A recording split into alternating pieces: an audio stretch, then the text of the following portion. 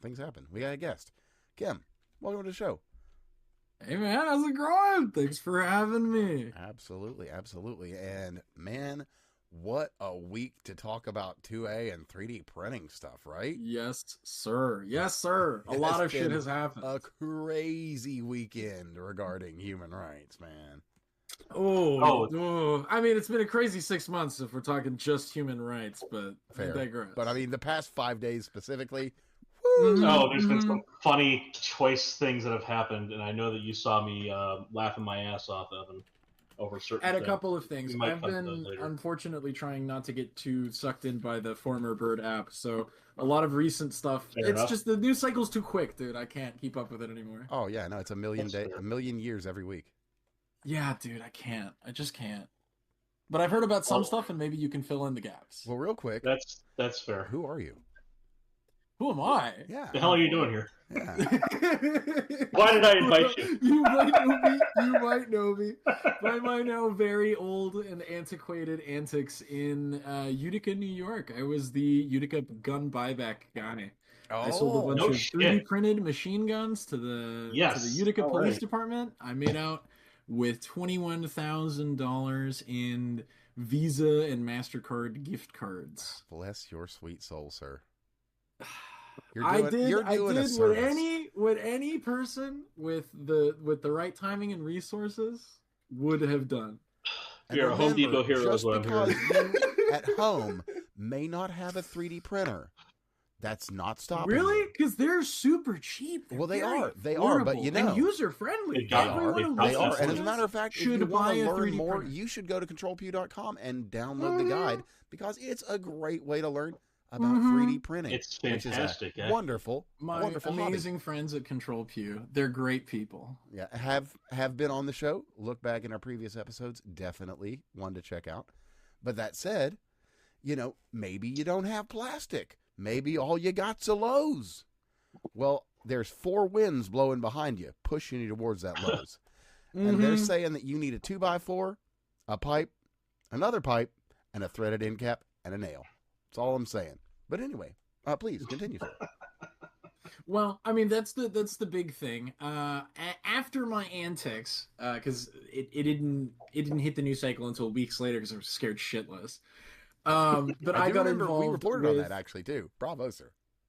Fuck yeah, man! I appreciate everybody's support and warm welcome. It's been an absolute blast being in this community, and honestly, I'm hoping really, really hard. I'm trying and I'm working really, really hard to give back and make good on that welcome. Well, tell us about that. Tell us how you give back. Yes. So we are producing a documentary with Reason Magazine, the premier libertarian publication in the United States. They're not the oldest, but I think they currently are the biggest, if not the only good one. They're very famous for their parodies. They do a lot of musical parodies. Reason TV is very popular on YouTube nowadays. And it's a great publication. They do great work. And they're very, very interested in talking about the new developments in technology in the space. They want to talk about us because the last time that they heard about 3D printing was back in the days of the Liberator, and it's been a world of change since those days, Well, it's funny you should mention that. So I mentioned to you before the show, and maybe listeners have heard me spew this one out ad nauseum, I'm sure. But I mentioned to you a specific Antec show I was at in 2015, and getting a 3D printed metal Glock lower slapped into my hand as I was walking back to the academic side. Which is an insane thing to have happen. That's crazy. In 2015, that's insane. In 2015, now you mentioned like the Liberator coming with you with a fucking laser weapon, being like, "Here, have this." Right, and remember, the lower is what's considered the fucking gun. Right. So that was where I was like, I didn't want to say anything at the time. Dude. Exactly. Well, and there were men with bigger balls. Just to kind of jump in real quick on that point, let's dial it back 2 more years before we had even started the show. We've reported on this too. The Solid Concepts 1911, entirely laser center 3D printed metal. Inconels. Yeah. The only part of it that wasn't printed was the springs and a part of the trigger. And, wow. Okay. Yeah. And the screws for the... probably just the pin to hold the trigger in, right? No, actually. Just the springs, just the screws. No shit. Okay. Yeah. Everything else. I mean, here's the thing: is people don't realize the precision you can have with SLS. Mm-hmm. I've heard that it's a completely different world. Well, so SLS is the powder stuff where you use a laser to center it. Yeah. Now versus FDM or FFF, which is the layup of lanes of plastic. Right. SLS can handle plastic, but you usually don't use it because you have to get really fine dust involved, so not good. But anyway, you wouldn't want to be breathing it in. Yeah, well, they got it. There's decent isolation on the machines, especially nowadays. They got a lot more safety conscious pretty quickly because it gets really messy loading it up and getting parts out. So they tried to figure out how do we recycle stuff, and that also helps with the desire to put a hood on it with a vacuum. Yeah. That's good. That's the kind of industrial business innovation that you like to see. It's like, oh shit, this thing is wrong. This product that we make does this thing that we don't like. Oh, let's fix it. Oh, let me paint you a quick picture. Let me clarify just people. real quick. I was not entirely right. It was the spring, the trigger stirrup, the grip shoes, the grip screws, and the bushings. That's all. Okay. Everything else was printed either out of stainless, Inconels, or cobalt chrome. Yeah. Okay, so let me paint you a quick picture on the progress of the industry, and because we mentioned SLS, and that might be a little out of context for people more familiar with FDM. Well, the wild part is, just a reminder, in the mid-90s. 2013, we're 12 years out from this 1911. Yeah. Yeah. So mid-90s, an SLS printer, or sorry, not SLS, an FDM printer for rapid prototyping. So a Stratasys would cost you on the order of $25,000. 2013, I was just into my my group at in grad school, just into my research group. I got my first 3D printer, a shitty PrinterBot Simple Wood Junior, 4x4x4 print volume, $350. That's the drop from the Stratasys $25,000 instrument. Wow. SLS printers, circa 2018, had just broken down to $10,000 a pop. Standard still around 20 grand at that time. We're gonna start seeing full scale SLS printers that are not gonna break the bank in a standard hobbyist machine shop in the next 10 years. The printer that was used to make this 1911, the Solid Concepts one, was a $600,000 machine at the time of its printing. Yeah, that's 2013. Mm-hmm. So that's the price drop that we're observing right now. The SLS printer that was in Dr. Williams' lab that I mentioned to you before we got started, the 3D printing guy's lab. Right. One of the main SLS printer he had in his lab was on the order of 25 grand, and that was purchased at around 2016. Wow. But that was with grant money, and there's markup and yada yada. That thing today is probably going to be more on the order of 8 to 10. That's where we're at, and that's only going to continue as a drop. So we're about to hit another wave of this. Is what you're telling me? Is that as soon as we get to the sub, we have you look at the high end FDM printers out there. They're still on the order of $1,000 to $3,500. As soon as we see an SLS printer break $1,000, it's going to be fucking everywhere. And that's a whole different level because, I mentioned to you, I feel it. That same Antec, they were doing 3D printed ceramic car parts that were functional. And so I actually brought my dad and my brother with me to the 2018 Antec conference. And they got to see the trade show that time. And there, they were showing, my dad didn't realize how far along all this stuff was. And so I was showing him all the 3D printing stuff. This guy has a freaking whole manifold, a ceramic manifold for some jazzed up sports car, just kind of hanging out in the middle of the display.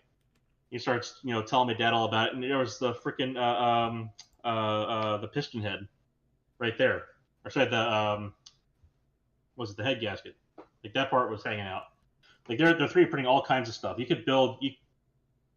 So there's at that Oak Ridge National Labs, there's something called a big area manufacturing printer, the BAM printer, and so I have a picture of me standing with a Sabic car, or sorry, a little sports like dune buggy from the Sabic display in 2015 Antec that was printed on BAM. I got to go visit that in 2017 for a conference we were doing. We did a little tour of ORNL afterwards because we were in Knoxville, and I got to see the BAM printer. That thing had, printed out a Jeep and printed out that dune buggy, printed out a couple other cars, but all the main engine parts were all still standard parts. Well, you can 3D print those parts now. Like the whole entire thing could be printed from scratch. And that's wild. It kind of blows my mind sometimes. And Dude, that's we're on the verge, today. on the precipice of an industrial home revolution. Yeah, this is it, dude. Like this is the promise that 3D printers in the home. We pitched. Yeah, this is exactly what was pitched. Yeah, is that the industry would start to conform to consumer demand. So and slowly this was pitched in industry as a way to get rid of warehousing, because when you do a production run on like a car, all the parts that you can buy as replacements for the next 10 to 20 years, all of that comes from a pre-sale run at the manufacturing facility. All those parts have to sit in a warehouse the next 10 to 20 years. They factor that price into the price that you pay the entire time. That's why the price stays stable, is because they're not expecting, they've already kind of put down the down payment on the square footage. If you take away the need to warehouse parts, the price plummets. Right, because it's all transportation. That's the big thing. Yeah. That's always the killer of industry, is transportation. Moving one shit from one place to another. So being able to do it all in house, and shit, dude, being able to do it in your bedroom. Yeah, is the thing that I think guns are the perfect poster child for, because it is such a personal, and it's right in that sweet spot of like, yes, it's like an object that is man portable, but it's not insignificant. It's not some knickknack. This is a tool, right? Oh yeah, this is an industrial tool that we can create. Think of it like this: you don't have to go down to a forge. You don't even have to go down to your Home Depot or Lowe's. Right. You can have a new hammer tomorrow. You can have a new saw blade tomorrow. You can have a new barrel tomorrow. Yeah, you can have a new saw blade in the afternoon. Say you snap it, especially with like a hacksaw blade. Right. Shit, you can have that thing in like an hour. And for those things that are like, this is the stuff that imagine, what's the word I'm looking at? Consumables. These are like home consumables and tool consumables that you could do away with the mass production, because it's all home manufactured. You have the machinery, and it's just imagine instead of giving your kids a KitchenAid as part of their bridal shower, it's your own SLS printer, Sure, yeah. Your home. I gotta tell you, like my Chinese knockoff of a knockoff of a knockoff of a monoprice. Sorry, not of a monoprice. Sorry, it is a monoprice, but of the RepRap. Like my POS printer, which by the way had like a 12 by 12 by 14 print volume, which is for $300, which is $50 less than my first freaking printer in 2013. Jeez. Like this thing finally gave me the fun smoke earlier this year. Printing out a giant Warhammer 40K figurine for my nephew. It kind of stopped with him a little bit lobotomized, but I let him have it anyway. Hey man, we make but this thing. I mean, you mentioned like a bridal shower. Like, fuck yeah, this is the kind of shit I'm going to be asking for. Yeah, like you could become it. Sorry. You could make it become normal. Yeah. And this is what I've been trying to talk about is this sort of like cultural normalization of certain kinds of things, right? Just in the same way that computers were sort of like a fad, And they were sort of like that's a weird thing. I was around for that. I really like this computer. And now everything is computers. And in investing and finance are like, yes, look, the internet, it's a fad, people. That shit's going to pass. It's not going anywhere. Why are you wasting your time? I remember this in the 90s. This was a thing. Like, so my dad, as more of a hobbyist, our first computer in the home, 2 megabyte hard drive, biggest on the market. Most people didn't even fucking bother with one. 512 kilobytes of RAM. Holy shit! My first meg of RAM was $150. Right. Holy shit, dude! What? Well, I had to double the amount in my computer, so 1 to 2. So this was like think about. This is like a top-notch computer in the very early 90s there, and this thing we're in Windows 3.0, not even fucking 3.1 yet. Like, that was where we were at, and that was like kind of hobbyist level. Like, you had to kind of fight with the thing a little bit to get it to do what you want. And I gotta tell you, 3D printing has gone through a lot of those growing pains. Like, I kind of saw the same thing. I show people the little things I'd make with it. It's like, oh, is it just make toys? Like, no, I just gave you the toy because that was a test print. Yeah. that was me dialing shit in. I did the real stuff at home. A lot of it ends up being parts for your damn 3D printer, but that's a different story. But like, that earlier, this year, like my nephews and my nieces and nephews are all kind of coming of age, and so I'm printing out a bunch of different toys just when they come and visit.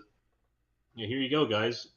And then subtle nod to my brother, like, hey, when the hell are you gonna get a effing 3D printer? It's like, I mean, they got the little doodle pen. So the youngest one is still just a little too young, but like at a certain point, he'll know not to touch the nozzle when it's hot. You know what I mean? Right. And you do your best to keep it out of reach or whatever. Right, but as soon as you give a kid a good CAD program that they can get involved with that isn't like too crazy, baby's first CAD program kind of shit. Right. And you can get them to produce an STL, and you can show them how to use a slicer, like, on automatic settings, all kid-friendly kind of stuff. Like, it's not actually that hard to get a kid interested in doodling shit on paper and turning it into something that's 3D printed, like a clip for their binder to take to school with. And see, this is the kind of stuff I wouldn't mind leveraging AI for. Sure. The menial stuff that'll make a kid stay easier. And I just don't want to connect to the fucking internet. It's crazy because, like, you think, okay, well, what can I do with a 3D printer besides everything? Like, what is it actually going to do in my daily life? And you just like, well, just wait for it. I don't know about you. My printer only prints guns. Apparently it's not designed to do anything else. I read the warranty. And there are some that are like that.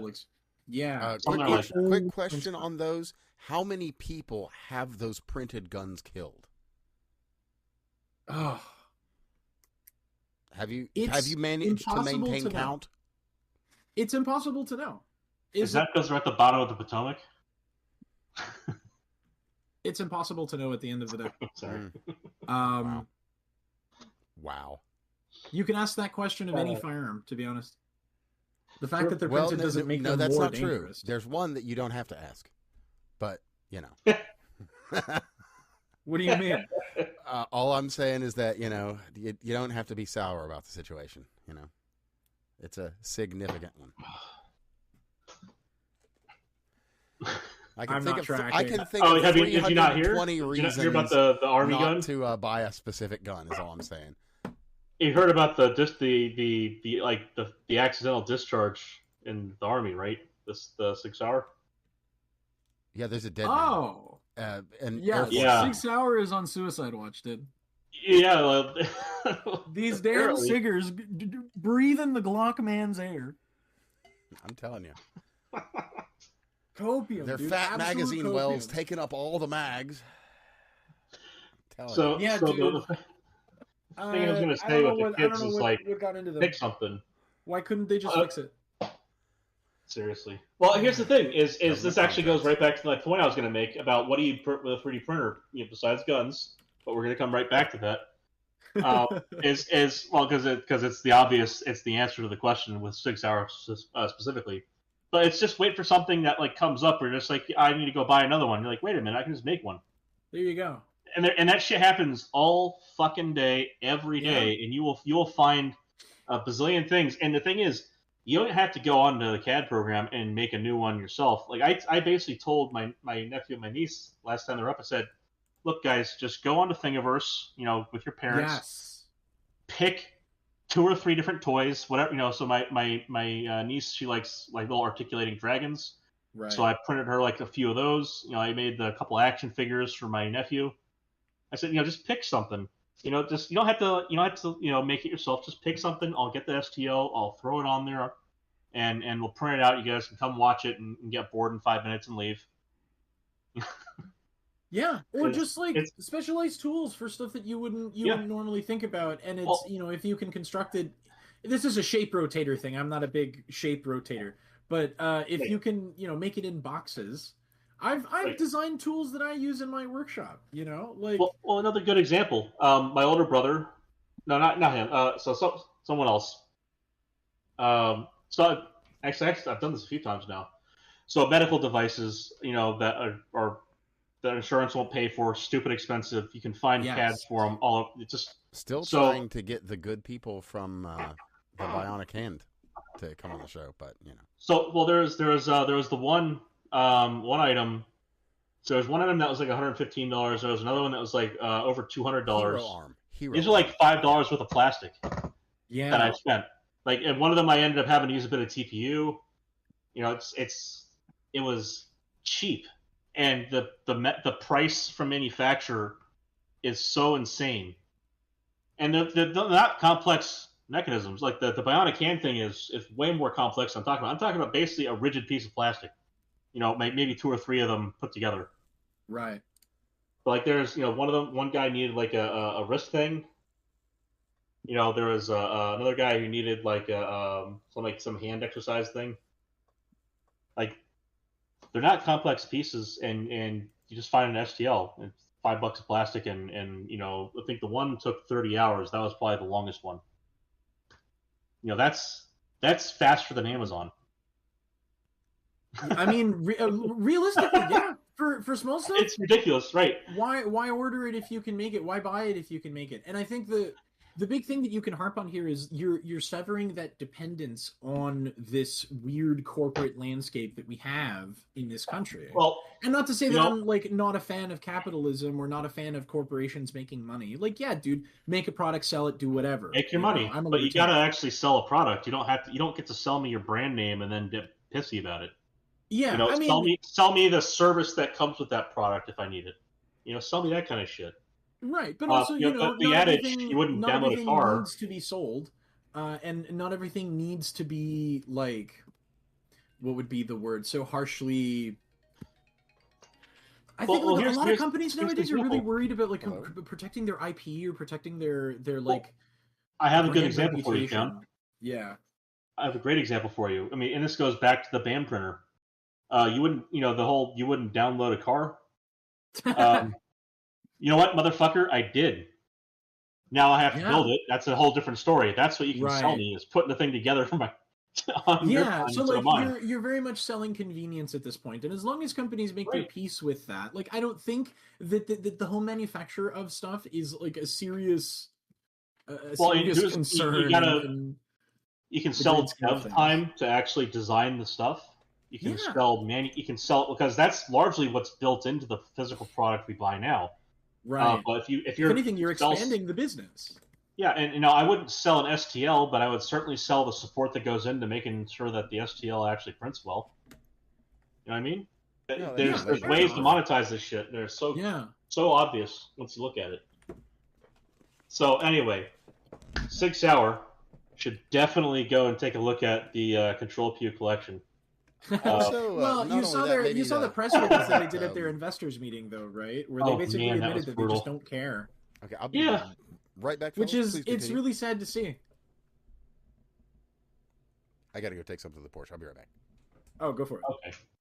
Yeah, it's a really sad thing to see, especially from a firearms manufacturer that ostensibly was like kind of getting in a cool groove with people. You know, SIGs are popular.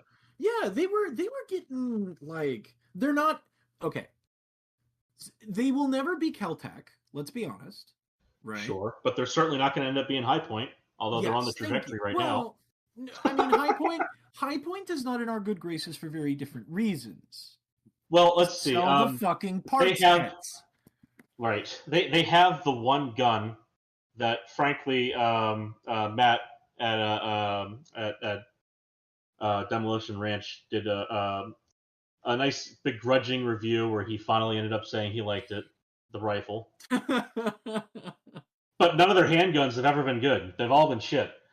Well, they're not supposed to be good. They're supposed to be shit. But they're also. But I gotta say, they're also reliably shit.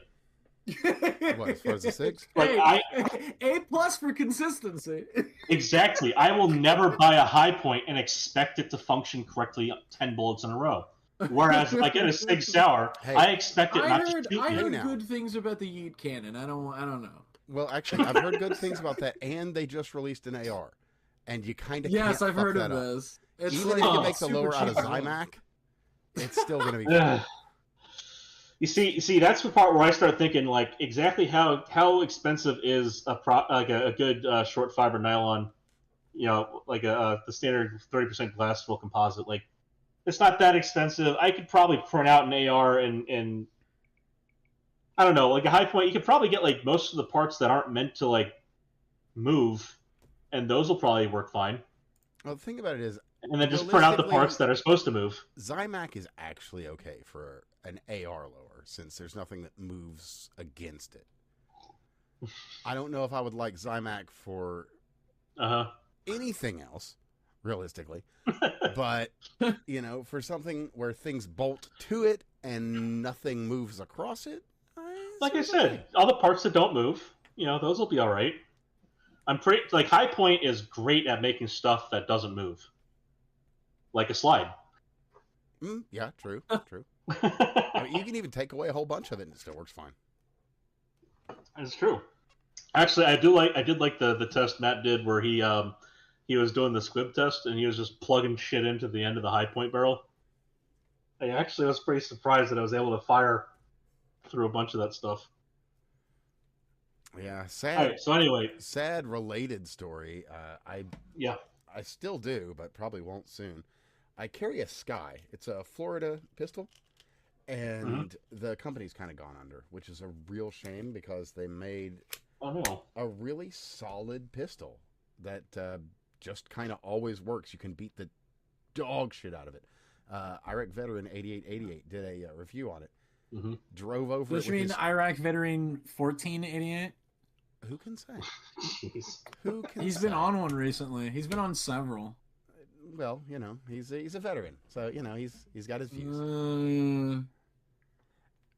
Some people don't want to die for Israel. What can I say? Anyway. Oh, well, listen, not wanting to die for Israel is one thing, dog. This man has said some very concerning shit. It happens. It does. But anyway, on his review of my specific pistol, he threw it out of his barn at like 25 foot up onto the ground, then drove over it, picked it up, and fired it. They work a fucking treat. All right. And what is this thing called? It is a SCCY CPX2.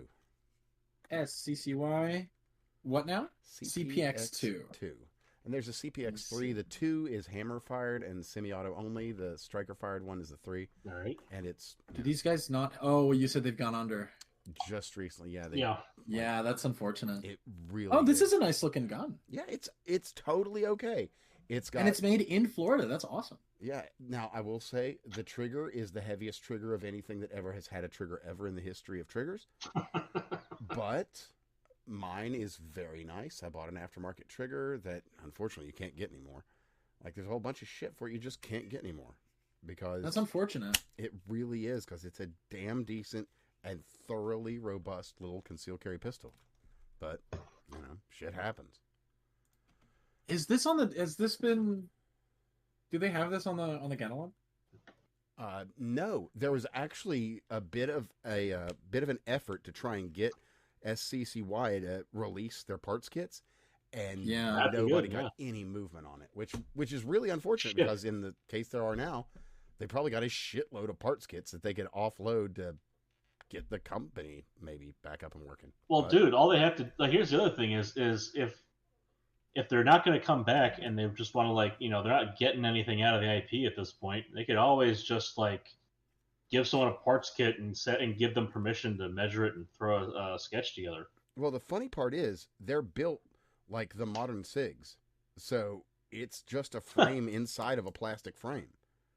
So it would be nothing to do very interesting things with it. But I mean, a guy with a pair of calipers and Autodesk free edition can get a lot of shit done. True. I haven't done a lot of that shit myself. I used to, because I was one of the few people in Chemie that bothered to go down that road with this stuff. Until Dr. Williams got his group kind of up and running. And then they weren't talking to people very much, I think. I used to have a couple of professors come by with parts and just say, "Hey, can you make more of these?" Because I kept that first Printerbot Simple Junior on my desk in the lab, and so I'd had that thing going while I was in there running extruders or something. And I had a couple of professors come by and just like, "Hey, so this widget is retarded expensive, and I'll bring you a roll of plastic if you can make more of these." I said, okay, it's one of those things like, all right, well, what's it being used in? Throw my name on a paper and the acknowledgments kind of thing. Even trade. Sure. And it just took like a pair of calipers, maybe a ruler, and an hour or so in a CAD program. Simple stuff. Yeah, man. I think a lot of people don't realize how accessible this technology is, and that's one of the big things that we want to promote with the documentary, is that this stuff really is accessible to everyone. So more about the documentary. Yeah. So more about the documentary. What do you want to know? What can 3D, I elucidate? So it's ostensibly it's 3D 2A, right? So we're talking about GunCAD. Yes. So you've mentioned you've had some entry into the community, so you're among us. I had contact with. So I was hanging out with some of the Aussie guys. I was without a battery for a little bit. I wrote for 3D Gun Builder, so I've been in the community for a hot minute. I wouldn't say that I'm anybody with a big name. The stuff in America is the one thing that I'm known for. I'm not asking you to give us the measurement of your trousers. Just saying you're familiar with people in the area. Yeah. I mean, I've met a lot of these people in real life, so I got a good chance to really be a part of it. We went down to Iraq Veteran 1488's range day a few years back, and we had a good time. It was a great time. Not to be confused with Boogie 1488. Just what's that? Not to be confused with Boogie 1488. These are two different. No, different 1488. Yeah. So this documentary came about as you want to give something back to the community, and Reason Mag has been looking into this, and so you said, okay, 2 + 2 is 4. I can do this. Well, I mean, so the thing that Reason was having trouble with was getting in touch with people, because a lot of people in the community are very nervous about talking to journalists. Well, because I don't know if you've seen the Vice piece. To Jay Stark, rest in peace, hero. Well, yeah, of course. Rest in power to Jay Stark. Absolutely. But just the way that Control Pew, we had talked about this previously, the BBC and the Sky News piece, where they'll approach and they'll be like, "Hey, we want to talk about you guys. We want to talk about this cool thing that you guys are doing. Tell us about it." And then they'll flip it around and use it to scaremonger people, right? And be like, "These dangerous extremist criminals are running around and giving people free guns and." Type shit. And we covered that, and we had a good long laugh for the reasons you now appreciate. No, 100%. But you understand that this is what the average person sees. Right. A lot of friction with that. Yeah, and so there's this bad taste in the mouth in the community at large, from what I can gather from what people have sort of given me in terms of feedback and stuff. Well, anybody in the 2A community is also going to, at writ large, is going to feel a lot of angst with dealing with the journalist to begin with, because they, typically you're going to deal with someone who's really not that interested in guns being a good thing.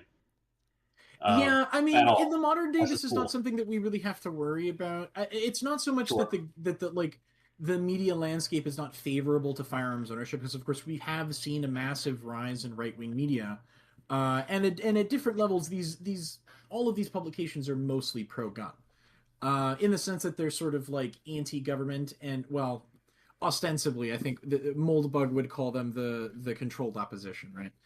I tend to you mean subscribe to his concept of the cathedral sort of loosely. Well, I guess that brings up a good question here. Is so how do and this is why I asked about you're at least people are aware of you. Some people know who you are, and it's kind of like why should people trust Reason Magazine to give them a good rap, let alone you? Is kind of where it comes in. And this isn't a question that I ask as an accusation, but more as out of curiosity. No, it's totally fair. And it's very weird. I went to Reason, and I sort of explained this a little bit in the disclosure that I did, but I went to Reason initially to flip footage from a different buyback that I had gone to in Rockville, Maryland.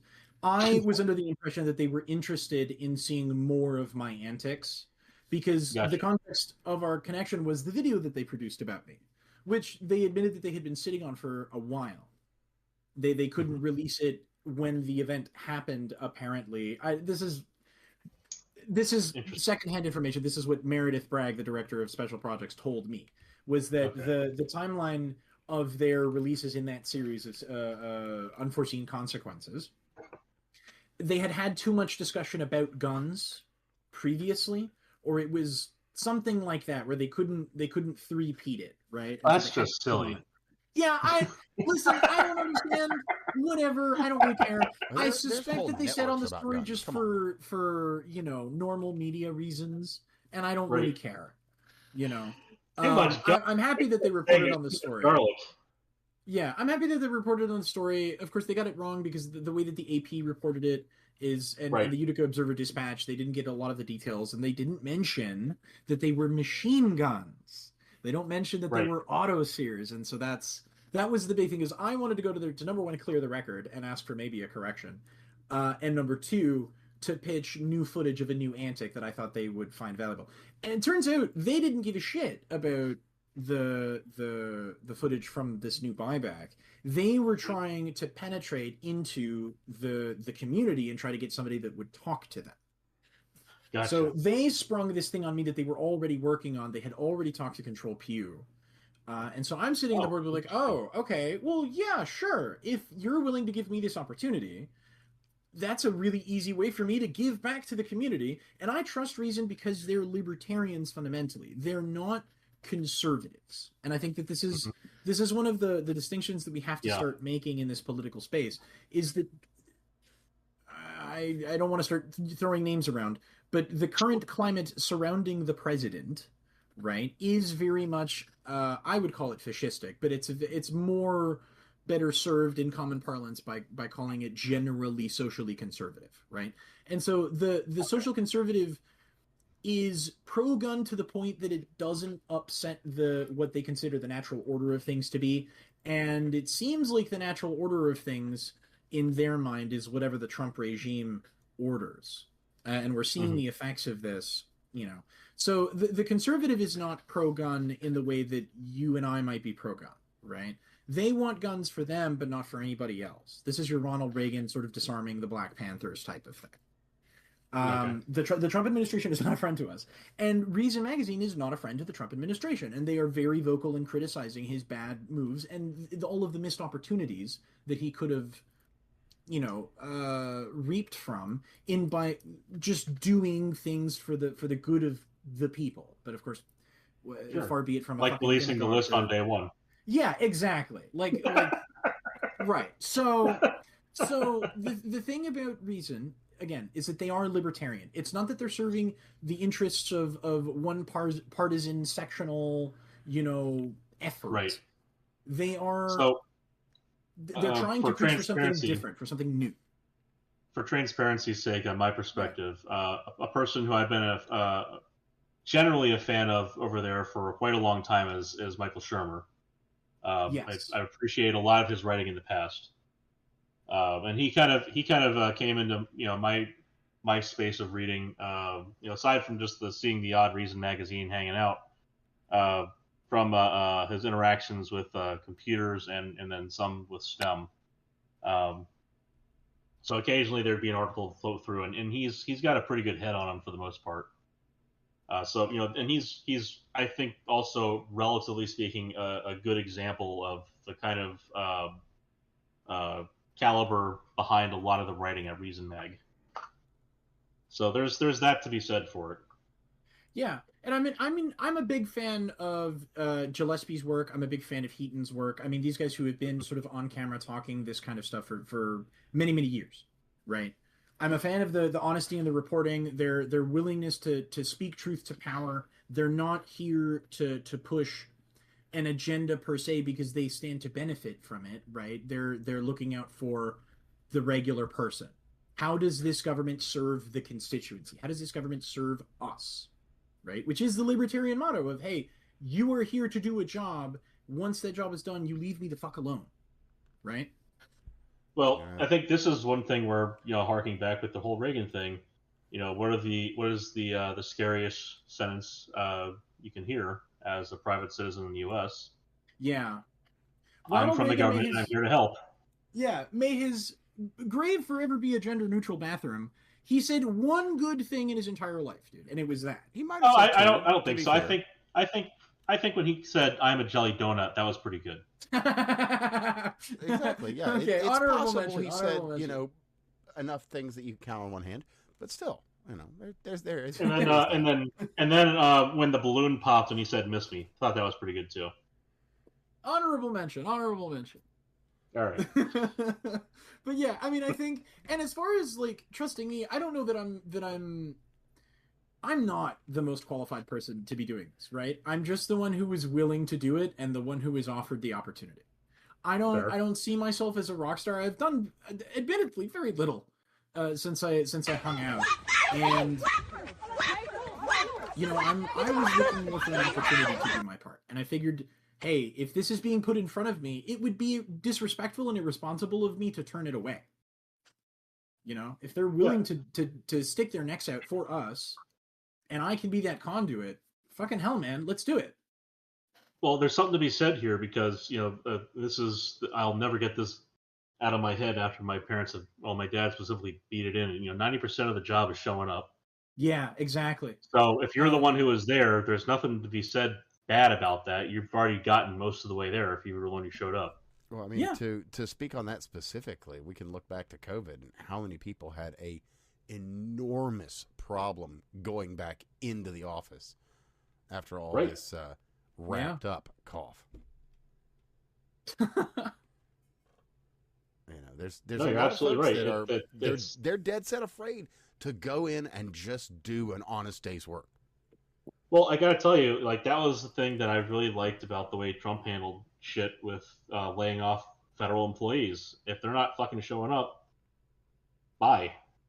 I don't know that I would ascribe laziness or uncooperativeness or any sort of well, it's when they send emails to the community. I mean, no. But when they send emails that say extrapolating this onto the community is what I'm sort of objecting to here, because I don't think that it's no. that it's I was the one who got up and did the work. I was the one who was offered, right? I mean, I'm not saying to me that the people are being lazy. What I'm getting there is that you showed up and the opportunity arose. Yeah, and exactly. You said yes, and I'm very willing to say it was right place, right time. As a lot of things are in life, I think. But I gotta tell you, I've lived has been just right place, right time.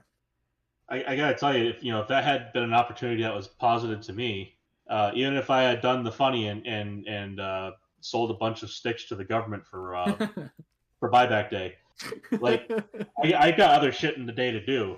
Yeah. And so even if and I'm not saying it by a long shot. Suppose that for some sake of argument, I was in a better position to do a better job than you. I still have other shit to do in the day, and it would not have been my preference. Right. So the fact is, you not only were you there at the opportunity, but you also want to do it. The means, and I did want to do it. I went to Reason to pitch the footage in exchange for a job, because I spoke to Meredith when we finally made contact after the video was released, right? I told them, listen, I've got this footage. If we can come to an arrangement, and she's like, well, we don't pay for this kind of stuff. I was like, no. I want a job. Yeah. And throughout the emails that you see in the disclosure package, like that is my assumption, right? Is that this is the agreement that we're reaching. And throughout most of the process, that was my impression. Of course, sit down with some of the final conversations with Mr. Jim Epstein, and what they were offering me was more of a gig. And you know what? It's whatever. I'm here for the community. It's not about me. I'm willing to take the opportunity that is presented to me, right? So it's not that I'm doing this for like my own benefit. So you mentioned I'm not being paid to do this full time. I'm right. I told them I can't probably, with the amount of money that they offered me, $1,500 for, from here until we're done. And I haven't touched most of the money that they sent me. Yeah. Right. I have a full-time job. I have to prioritize other projects in my life, but I'm here to do my part. Right. And I'm glad that they were willing to give me that opportunity to give back and pay it forward and do something to be a part of this process. Because I think the process is important. It's important that we get this message out there, that we arm the other 11, right? So you mentioned a disclosure package. Yes. So let's cover that. Sure. So I assume you're disclosing this. Sorry. I assume this is not disclosing this project.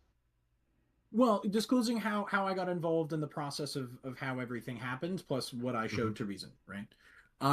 In my Twitter bio, you can find my link tree.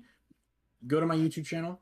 Or actually, well, I posted the video on Twitter not too long ago. I don't know how far. And for anybody interested, the link will be the first in the show links below. So. Oh, perfect. That's what we're hoping here. So you've got a QR code in the disclosure so the video. QR code on you start the video. The QR code on the left is the disclosure package. If you go there, it takes you to a mega link. It's a compressed RAR file. It contains a couple of videos, which is stuff that I brought to Reason, stuff that I edited together.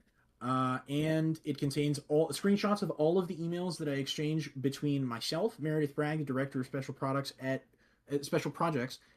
the Reason Foundation, Jim Epstein, who is an executive editor for Reason TV, no relation, hopefully, and well, even if there is, who is the executive producer on this project.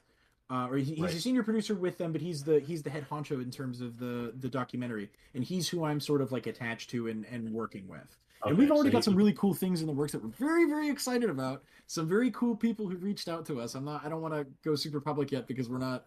We have a meeting tomorrow actually about getting decided on how we want to get stuff started. But we're very, very thankful for the people who have responded to the questionnaire, which you can find with the QR code on the right in that video. If you go to that, it'll take you to the tweet where we did the space. That was the next question. I did the introductory announcement to the documentary, and then in the replies there is the questionnaire. If you're in GunCat, if you're in the 3D2A community, if you do anything with us, fill it out and spread it around. We want to hear from you. We want to talk to you, especially the people who were raided by the Trump ATF for whatever it was. I don't know if it was SBRs or if it was other NFA items, but whatever it was, if you got raided, dude, reach out. We want to talk to you. We know that the Trump administration is not a friend to us, and we want to elevate your voice in an effort to defend your human rights. We want to talk to you. But if you do anything in the community, anything at all, if it's content creation, if you're a shit poster, if you make cool memes, if you print guns as a hobby, if you beta test, if you dev shit, if you make videos, whatever, dude, call us. We want to talk to you. Okay. And of course, yeah, man. Again, first link down below. Take a look. Yes, thank you. Thank you so much. Of course. But yeah, so the video I posted is I would say it's a clarification, it's a disclosure, and it's a clarification on sort of my disposition personally going into this project, how I want to approach the community about it, what sort of we're trying to achieve, and some of the things that maybe we're trying to avoid. Right? Because I think that we've learned from our predecessors. I don't want to talk shit about her because I don't know her and I haven't seen the thing that she's worked on. But Jessica, I want to get her name right. I don't want to mispronounce it. Jessica Souls, who is producing a film called Death Athletic, a dissident architecture. It has been brought to my attention that this work has been made in collaboration with folks at DefCAD, and this is something that has sort of perturbed the community a bit. And so we want to be very clear about how we're approaching these topics. Unfortunately, some of it we do have to talk about because it is relevant to the story of the community and to how sort of the edges of this space have affected real life legislation and how it's interacting with the Trump administration, which is again something that Reason is very, very concerned with, is exposing that the Trump administration is not actually pro-gun and is not pro 1A, let alone 2A. They do not care about free speech. I'll say this: that's typically both wings on the big party. So yes, of course, but as you might understand, the current cultural zeitgeist is very much in favor. Sure. Well, it was up until a few days ago, but is very much in favor of the sort of like GOP. What we might say a lot of people are towing the GOP party line right now. Sure. So that's something that's of incredible concern to Reason, is making sure that we are speaking truth to power, and one of those truths is, hey, Trump admin, you guys don't actually care about human rights, shocker, but you especially don't care about gun rights, and you are like oppressing people with legislation that you know is unlawful, and many of your people run against. You know, how many Republicans have we seen now stand up? I think it's only been Marjorie Taylor Greene who actually filed the legislation, but we've heard a lot of people chattering about, oh, well, the NFA this and the ATF that, and nothing ever gets done. You find that a lot with the GOP. They see the Democrats tell you, exactly. Democrats tell you directly they're going to fuck up your day. Republicans tell you you're going to make your day great, and then they give you a shit Sunday. Yeah. So this is sort of like the alternative that we're trying to push, right? And I'm very big on this as a libertarian personally, that this weird culture that we have about politics is fucked up and it's rigged against us. And so maybe we should renegotiate the way that we have this relationship with the state. And that gets into like all of my personal, politics and theory about how we could fix the world if we just did this one thing. Look, as all politics boil down to, unfortunately. If we could just slightly change the aspect ratio of a soda can, yeah, I gotta tell you, all of our problems, dude. Every last thing. But yeah, so I mean, I've been trying. It's the radical transparency thing. Is we want to be upfront and honest about everything. So I'm really glad that you guys have this space for me. Yeah, I feel really humble. Thank you very much. I'm very glad that I caught that video earlier before we get on here, because I gotta tell you, the radical transparency aspect of it, I really appreciate. And to the extent that you're able and that you continue that is, so the idea of not of having trust but verify and not and having trustless verification of things. Yes, exactly. Like those are very powerful tools, and this is a great place to flex that by just telling people what you're doing. Exactly. I'm not the kind of person who's going to ask you to like stick your neck out if I'm not also sticking my neck out, And I wanted to sort of like maybe in my artsy fartsy mannerisms and my weird intoxicated rants at 2 a.m. Don't convey that directly. That's one of my goals, is like, I want you to understand that I'm staking my name and my reputation. What little I have, what little I've been able to claw away through my antics, right? I'm staking it on this because I believe that it matters. And I'm willing to put the work in to make sure that other people hear about this message that I think is critically important in these days. And I'm a nobody, but I want to do something, Fair enough. You don't need to be a somebody to do the right thing. Exactly. You just have to have empathy for your fellow human beings. And the empathy is something that guides me very, very powerfully. I feel this is important. I feel it in my fucking bones, dude. I wish I had a better way of like showing that, other than like, I want to just keep talking about this all fucking day. Well, there's a lot to say. All right. To be fair, there is a lot to say. I mean, you can, if you really feel so inclined, you can just kind of not stop talking about it because there is so much to be said. I mean, to be completely fair, I don't want to generally just, like, every week we've got some sort of segment on. I was going to say, Evan, bring this guy back. Hey man, I'm here as long as I'm invited. I mean, we do cover NFA yada yada all kinds of gun politics and legislation. We typically try to keep an eye on that kind of stuff, and we'll have something we end up covering. Oftentimes enough this year, under the good news that we do right before we close out. So we'll typically I'll say it's pumpkin hour. I gotta go to bed, and then we end up spending like a damn half hour to an hour covering good news before we close out. Yeah, there you go. Which is good. Which is fine. On a positive note, you know? Exactly. And we try to do that. And often and it's been weird that more often than not when it comes to issues involving guns this year has been pretty good. There's been a lot of progress. Seen real progress. Motion towards things we want. I see it as a good omen. I think the progress it's going to be the real progress is going to be cultural. I think we've hit a bit of a cultural impasse, I think.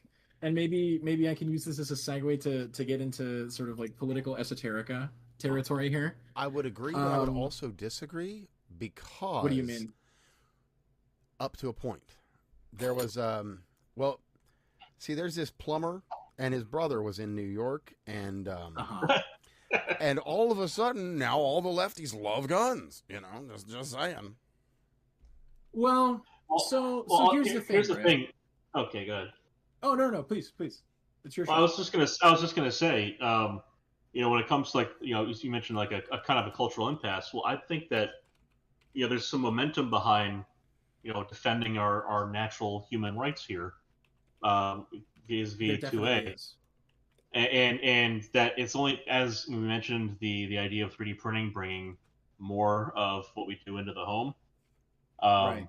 I think that as these issues hit closer to home, we're going to see more of more chatter about it and more concern about it. As the whole NIMBY side of that is going to go away when someone tries to print out a toy for their kid who's screaming in their ear, and they get told, "No, it looks like a gun. You can't print that." On their bamboo printer, which they bought because some influencer told them that was the one they're supposed to get, instead of a printer that doesn't look at what you do and report back to China. Yeah.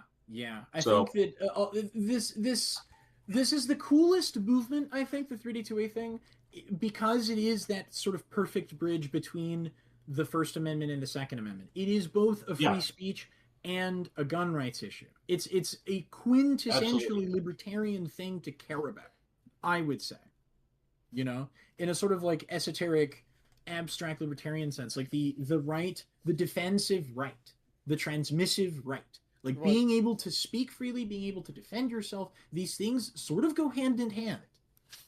Well, also, it's not dissimilar from the legalization of hemp in general.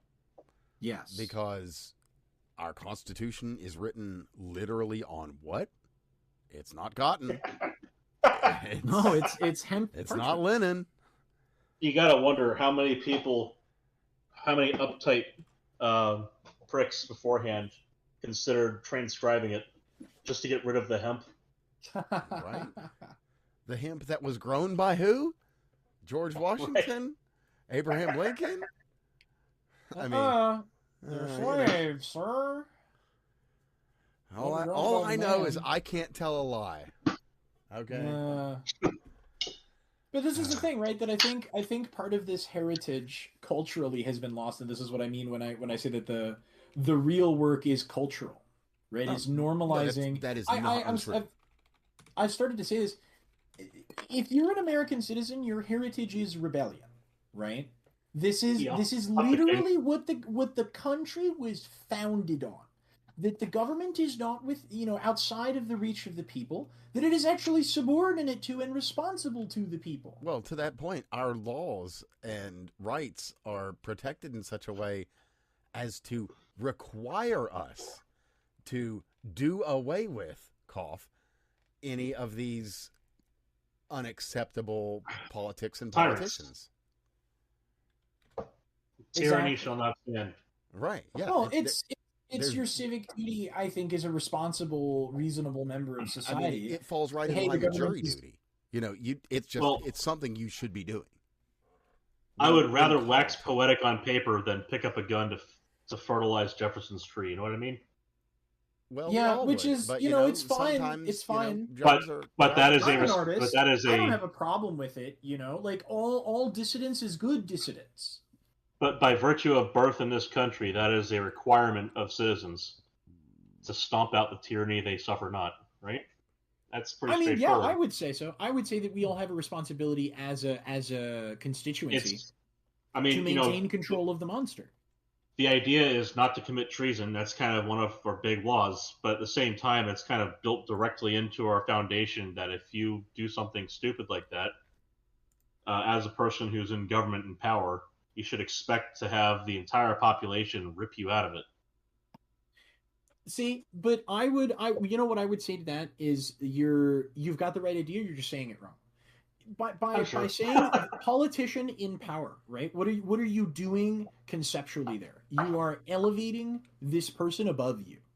Politicians are not in power; they are in service to us. In positions of power.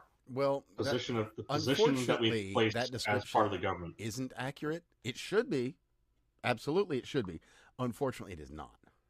Well, of course it's not. But this is what I mean when I say that the real work, the hard work, is cultural. Oh yeah, no, they should be afraid of us. Normalizing culturally this manner of referring to the relationship that we have with the state, right? With the monster, as I call it. There should be two sides of this. They are either one, afraid of us, or two, desire to uplift us.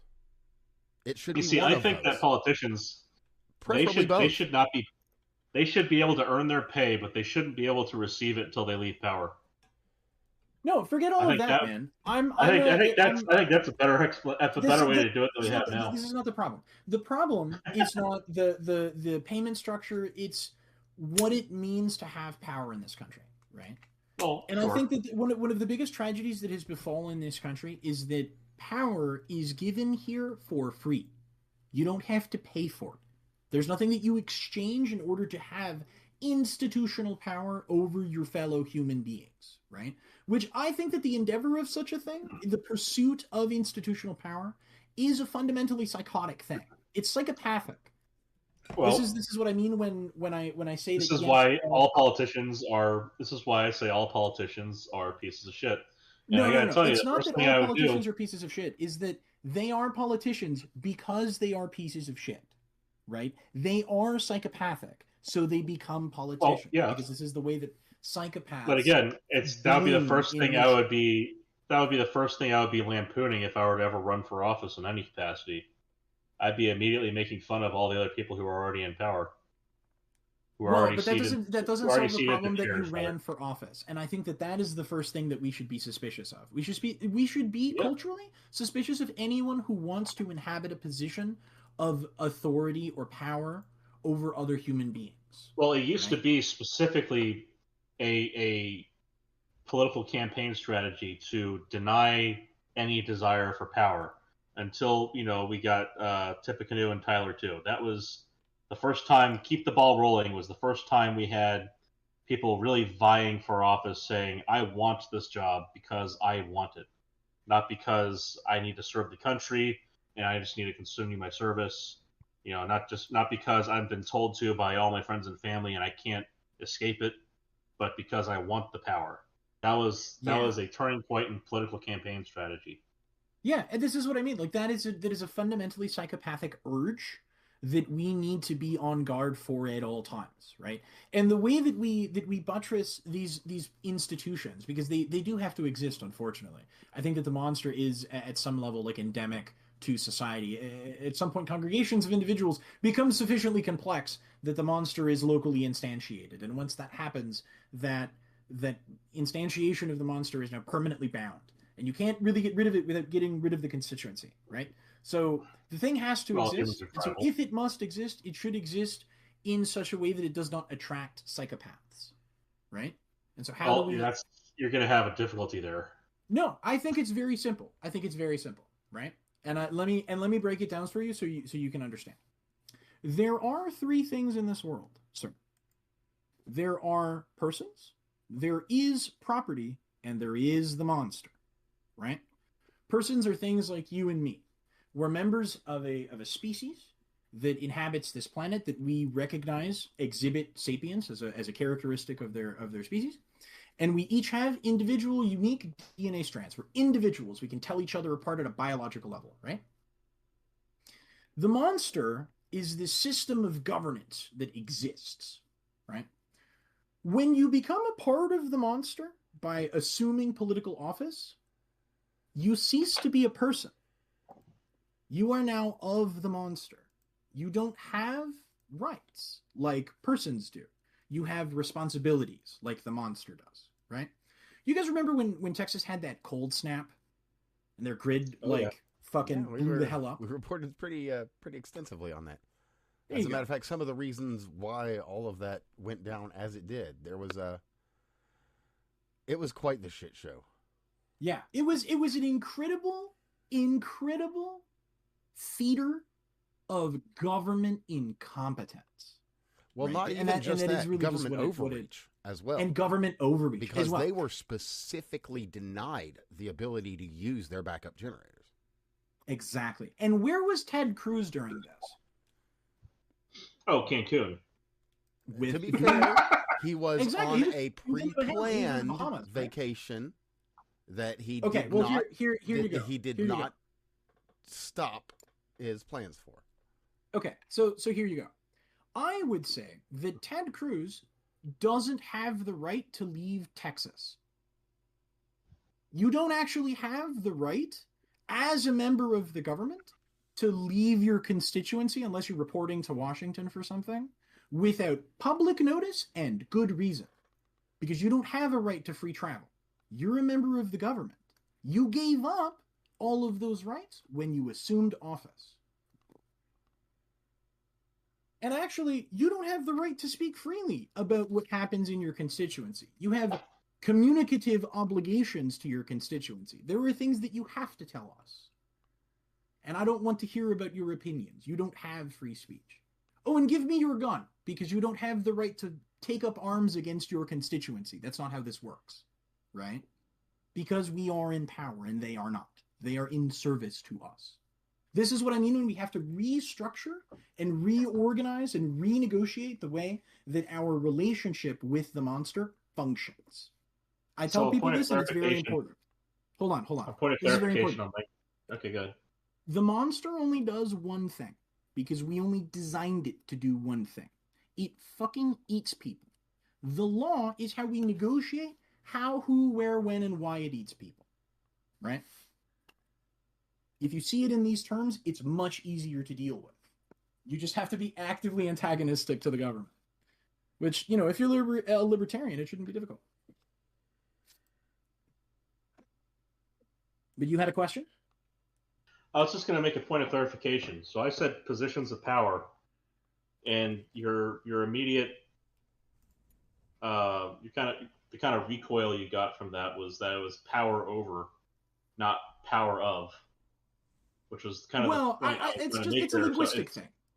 Right. Well, that was kind of the point that I had kind of assumed as I went in there, and not that I should assume certain background in language and context, but to clarify, a position of power that we elect someone to is power in our name, and that's. I would say that it's a contract they enter into.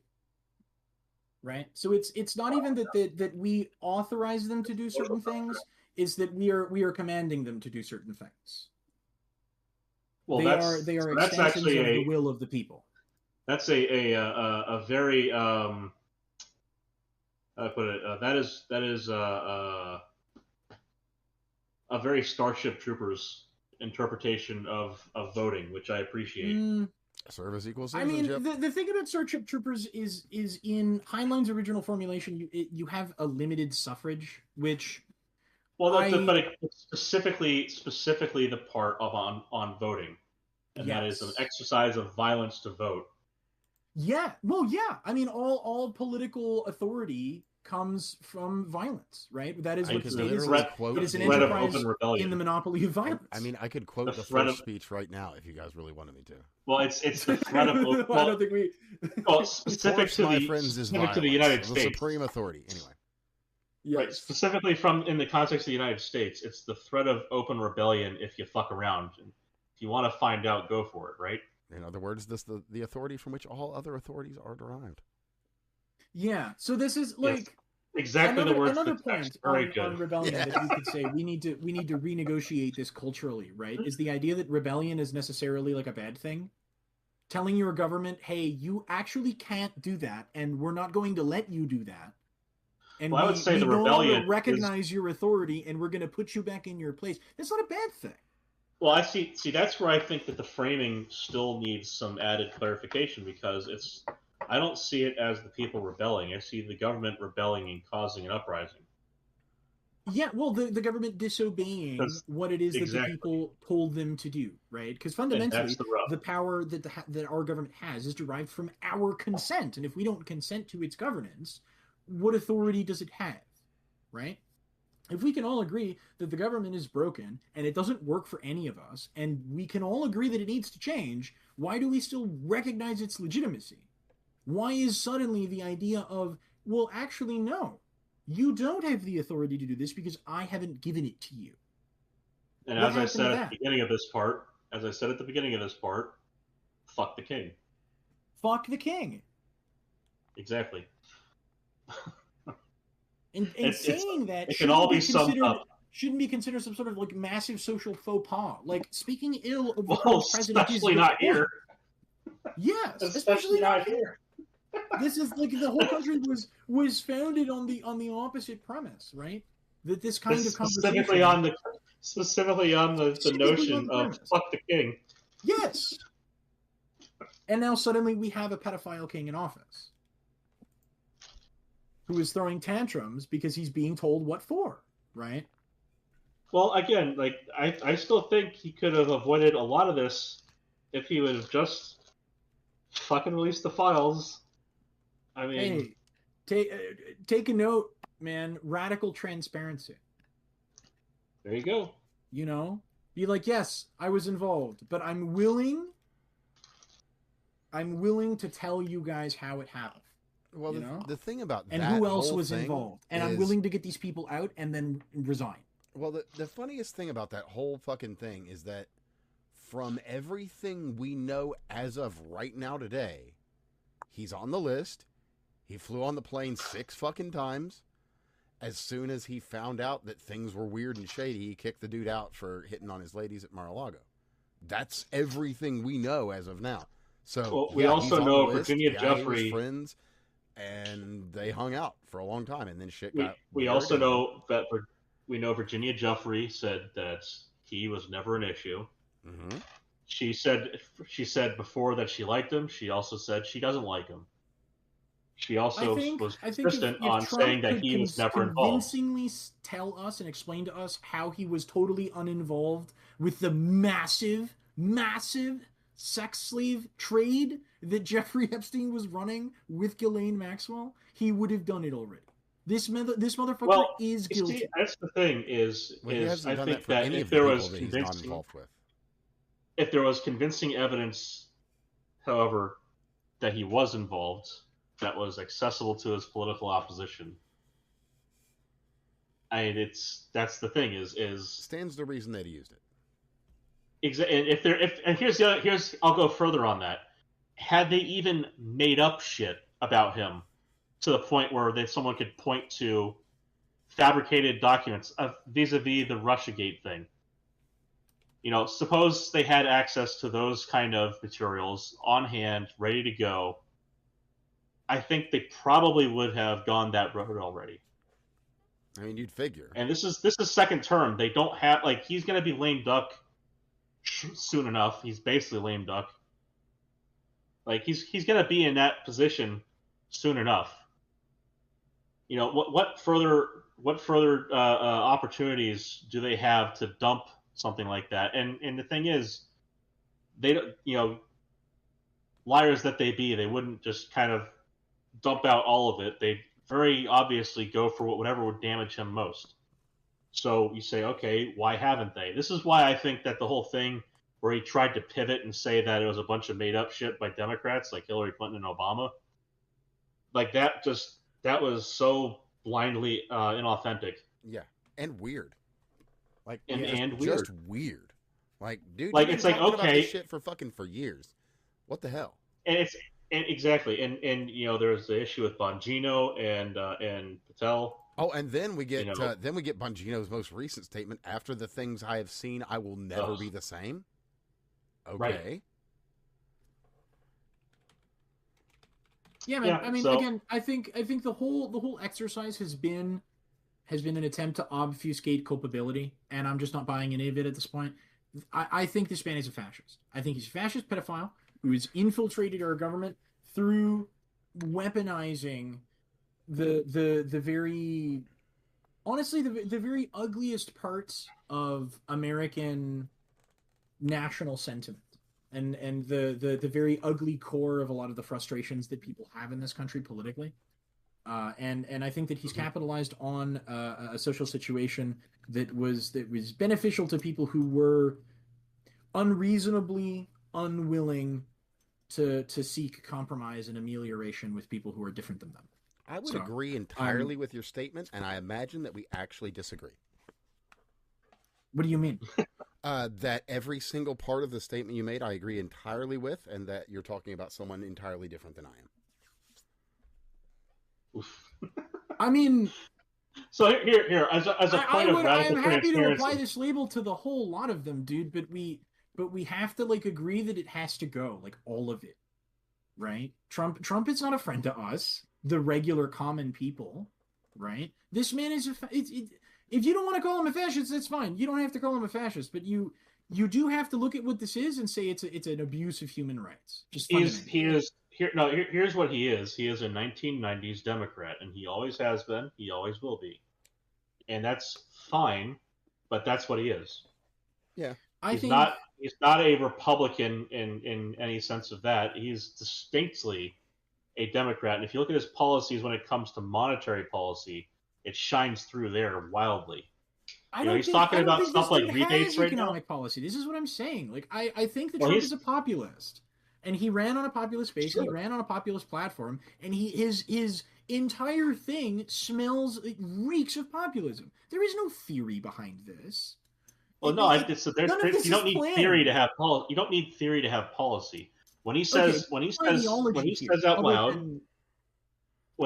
loud that he's talking about maybe giving a rebate because or some sort of tax deduction because tariffs have worked so well instead of just plowing it into getting rid of the damn debt, that is a very, and I'll say it, that is a populist, but also a very 90s Democrat thing to do. It really is, and that specifically annoys the shit out of me. It's like, why? And that was the whole $2,000, the $2,000 under COVID thing. Fix some shit with that money.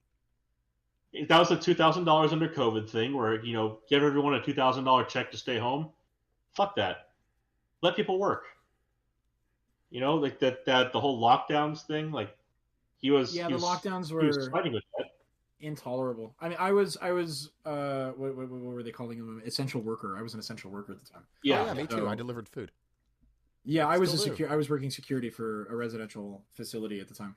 So it was the kind of thing that we didn't really feel it. I just appreciated not having, traffic on the way home. I will say I felt it. I deliver food and still do. Oh, Sam. Oh, man. We were the only I delivered Chinese food. So, boy. Right? We were the only Chinese place in 50 miles.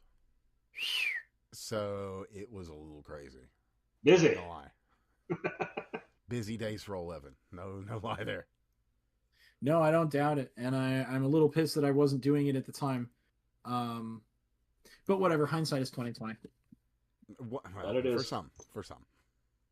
With the right set of glasses. Definitely. For others, not so much. And I think we're seeing a little bit of that. We're seeing a little bit of that. What do they call it? The democratic backsliding. One of the very best. I don't know if this. I'll be surprised if you recognize this name, but there's a woman by the name of Anita Sarkeesian who. Oh boy, he knows it. Oh, Who doesn't know about Yes. Anita Sarkeesian? What are you talking about? Yes, I felt that recognition. You made my night, sir. You made my night. So some years ago, she had a moment where she talked to the UN and game developers and everything. But before that, she said she's not a gamer. Just Right. Yes, so before that. remembers. As a matter of fact, she had a dissertation on it. I think it was her fucking college thesis. But so speaking of people that come around, all of a sudden she's found that the bed that she not only made but bought from IKEA and the mattress and built it her fucking self is somehow uncomfortable. Huh. Well, just to be full-on chauvinist here, it was a woman who built it. All right. Disavow. The instructions are so simple, and she could not follow them. Disavow. But no, specifically talking about Anita, it's she's such a great example of somebody that lacks hindsight. It's like, bitch, you made this shit happen. Like, you were instrumental in the world of today in building the blocks that all of this shit is laid on top of. Better yet, she's also one of the people who very clearly and distinctly sounded the horn and recognized the impact of Gamergate. It's what elected Donald Trump every time he's been elected, I guess. Yeah, if it wasn't for Donald Trump, I think Nazis wouldn't this have last one was immigration, 100%. Right, but you see, they only immigrated here because of Gamergate. That'll be exactly how that's spelled out. I'm sure. True. There's going to be a way. Truth nuke, gamers. Gamergate is the real reason we have an immigration crisis, folks. If it wasn't for Gamergate, there wouldn't have been a Hitler. I mean, really. Let's just be honest here. Oh boy. Putin wouldn't have had any power in Russia without Gamergate. Well, I mean, absolutely. Let's be honest. Actually, the Bolsheviks never would have risen, so it would just be a completely different world. Well, you see, it's actually the Bolsheviks were citing Anita Sarkeesian. See, in their meetings, Anita Sarkeesian is actually Marxist praxis. I don't know if you guys knew that. Oh God, she is the embodiment of praxis. That explains. Hassan would not have been able to afford his mansion without Gamergate. No, excuse me. That's not a mansion. That is a content production factory. It's so true. Thank you very much. A content production factory that he refuses to share with his proletarian brothers. I'm sorry here. The People's Palace of Hassan's People's Palace. Yes. Would never have happened without all the extra rare pepes. It's like that building in the middle of the Red Square in China where nobody can go in. Well, or that thing that never happened in the place that doesn't matter. Yeah, I mean, nothing ever happened in the Red Square other than people being happy and praising China. I thought there was that one thing where everyone was getting arrested after a rousing. That never happened. After a rousing singing of the national anthem, I think it was. No, everybody sang the national anthem, and they all went home, and everyone was happy, and they all said, "We love you, Master Toad," and then Master Toad stepped down, and G came in, and everyone was still happy, and everything was perfect, and there were no corruption investigations, and everything was good. I remember they're on the 14th, I think it is, 5-year plan, where they have several of those nowadays. I hear. I would like to publicly log my severe dislike of the Chinese Communist Party. Not a fan. Well, that's fair. That's fair. They are awful. So. Not a fan. Not a fan. Not a fan of the government. 30 on 30, bro. Not a big fan. Oh, boy. What I will say to our Chinese listeners, as stated in the beginning of the show, there's a wonderful website where you can learn a lot of really great hobby information. ControlPew.com. Hold on. Chinese listeners, where's that copy pasta? Use the ladder to go around the wall. Indeed. And use a VPN to get around the firewall. Some of the best 3D printers in the world are made in China. You should pick one up. This is true. This is true. Shout out to all my British friends who are living in the actual new dystopia. Okay, so this is where we can talk about the current events from the weekend, because I have something fun to say to sum it all up in a succinct manner. Please. We saw over the weekend, within the same 12 hours, the UK government destroy the internet in the UK for the children, then immediately within 12 hours use it for exactly what they said they wouldn't use it for. And then within the next 12 hours, within the same exact 12 hours, the same initial 12 hours, a data leak from an app dedicated to doxing men, where all the women who were on there shit-talking them, defaming them, got doxed, proving exactly why the same service that the UK desired to save the children wouldn't have worked in the fucking first place. The cool thing about the difference between these, though, is that the UK is totally storing all of this data on their own servers and not using third party. Mm-hmm. Exactly. Not a contractor in sight. Oh. So, and now there are multiple bills people are finally fucking realizing exist here in the USA, which are strictly speaking unconstitutional. Strictly unconstitutional bills. Distinctly prohibited by 1A. I mean, just flat out, you're not supposed to do that kind of shit. And they're saying it's I don't like giving credit to the Labour Party because I don't like Labour in the UK. But I think that they did a cool thing in this past week or two that I would like to highlight as an antidote to a lot of what's going on. They decreased the voting age from 18 to 16. Oh my god! And, hold on. What a great synergy! Yeah, keep going. No, but hold on. The way that it was presented to me, because normally I would be against this, I would say that it's irresponsible. But I think that the big problem right now in modern first world Western governments is that we have an effective gerontocracy, right? Like we have rule by the elderly, and these people. Yes, I want to see a Zoomer. I want to see a Zoomer screaming at a Boomer.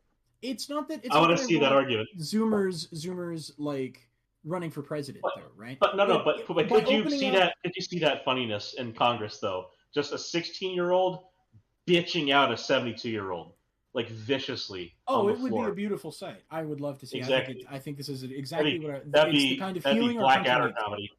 Yes, Mr. Speaker, Israel is not based on God. Yeah, no, the Israeli government is cringe. Mad cringe. And the genocide. Very cringe. You see though, whenever I hear some kid say like, for real, or like, AF, any of that shit, it's like I see Riri, like from fucking the mid-90s, sitting there trying to speak English. Oh, bet. Like, no, man, it's not working. Exactly. Just get with the times, old man. Get with the times. Yep. I'm going to be the fucking best old man because I'm just going to tell people exactly how dumb they are. Listen here, you whippersnappers. You get off my goddamn lawn. Become the Skibbity Rizzler, dude. Stop being weird. Yeah, be like, be happening and cool like Nancy Pelosi with the times, Yeah. Fucking stupid. But this is what I mean. This is like, dude, how do we fight the old people? Is we bring more young, fresh blood into the Coliseum of politics, right? Oh, adrenochrome. I agree. Oh, wait. Hey, wait, hold on. Oh, young blood. Yeah, I love it. Hold on. Do you listen to ContraPoints at all? I'm familiar, but no. I do not. Did you reminded me just now of the recent video that she did on conspiracy and conspiracism in United States politics. And the adrenochrome thing is fascinating. And where that comes from, you should read up on it. It's I very much recommend. I'm actually kind of familiar with both sides of it. It's funny. Fascinating is the word. I think it's hilarious. I was like, there's no way that I'm gonna learn anything new, and I went in, dude. ContraPoints is one of the few like bread tubers that I will up all fucking day, and I'm not. I wouldn't call myself a leftist, and I appreciate everything that ContraPoints says because I think that she kind of gets it. I'm enjoying. Well, I think she's fairly. But, I think ContraPoints is fairly honest for a leftist. Yes. Which is I appreciate that. I think that me and ContraPoints are pretty much in agreement, mostly on like social issues. I think it's the economics that we would disagree on, and this is one of the points that I harped at with Zach about is that these are the people that we can talk to, right? Like disaffected, to some degree, who we could say, hey, listen, we can discuss economics later, but this is like a human rights thing that we can fight right now together, right? And sort of like learning to bridge that gap, I think, is very important. So I recommend ContraPoints if you haven't seen that video on conspiracism. It's a great listen. She did a fantastic job on it. Big fan.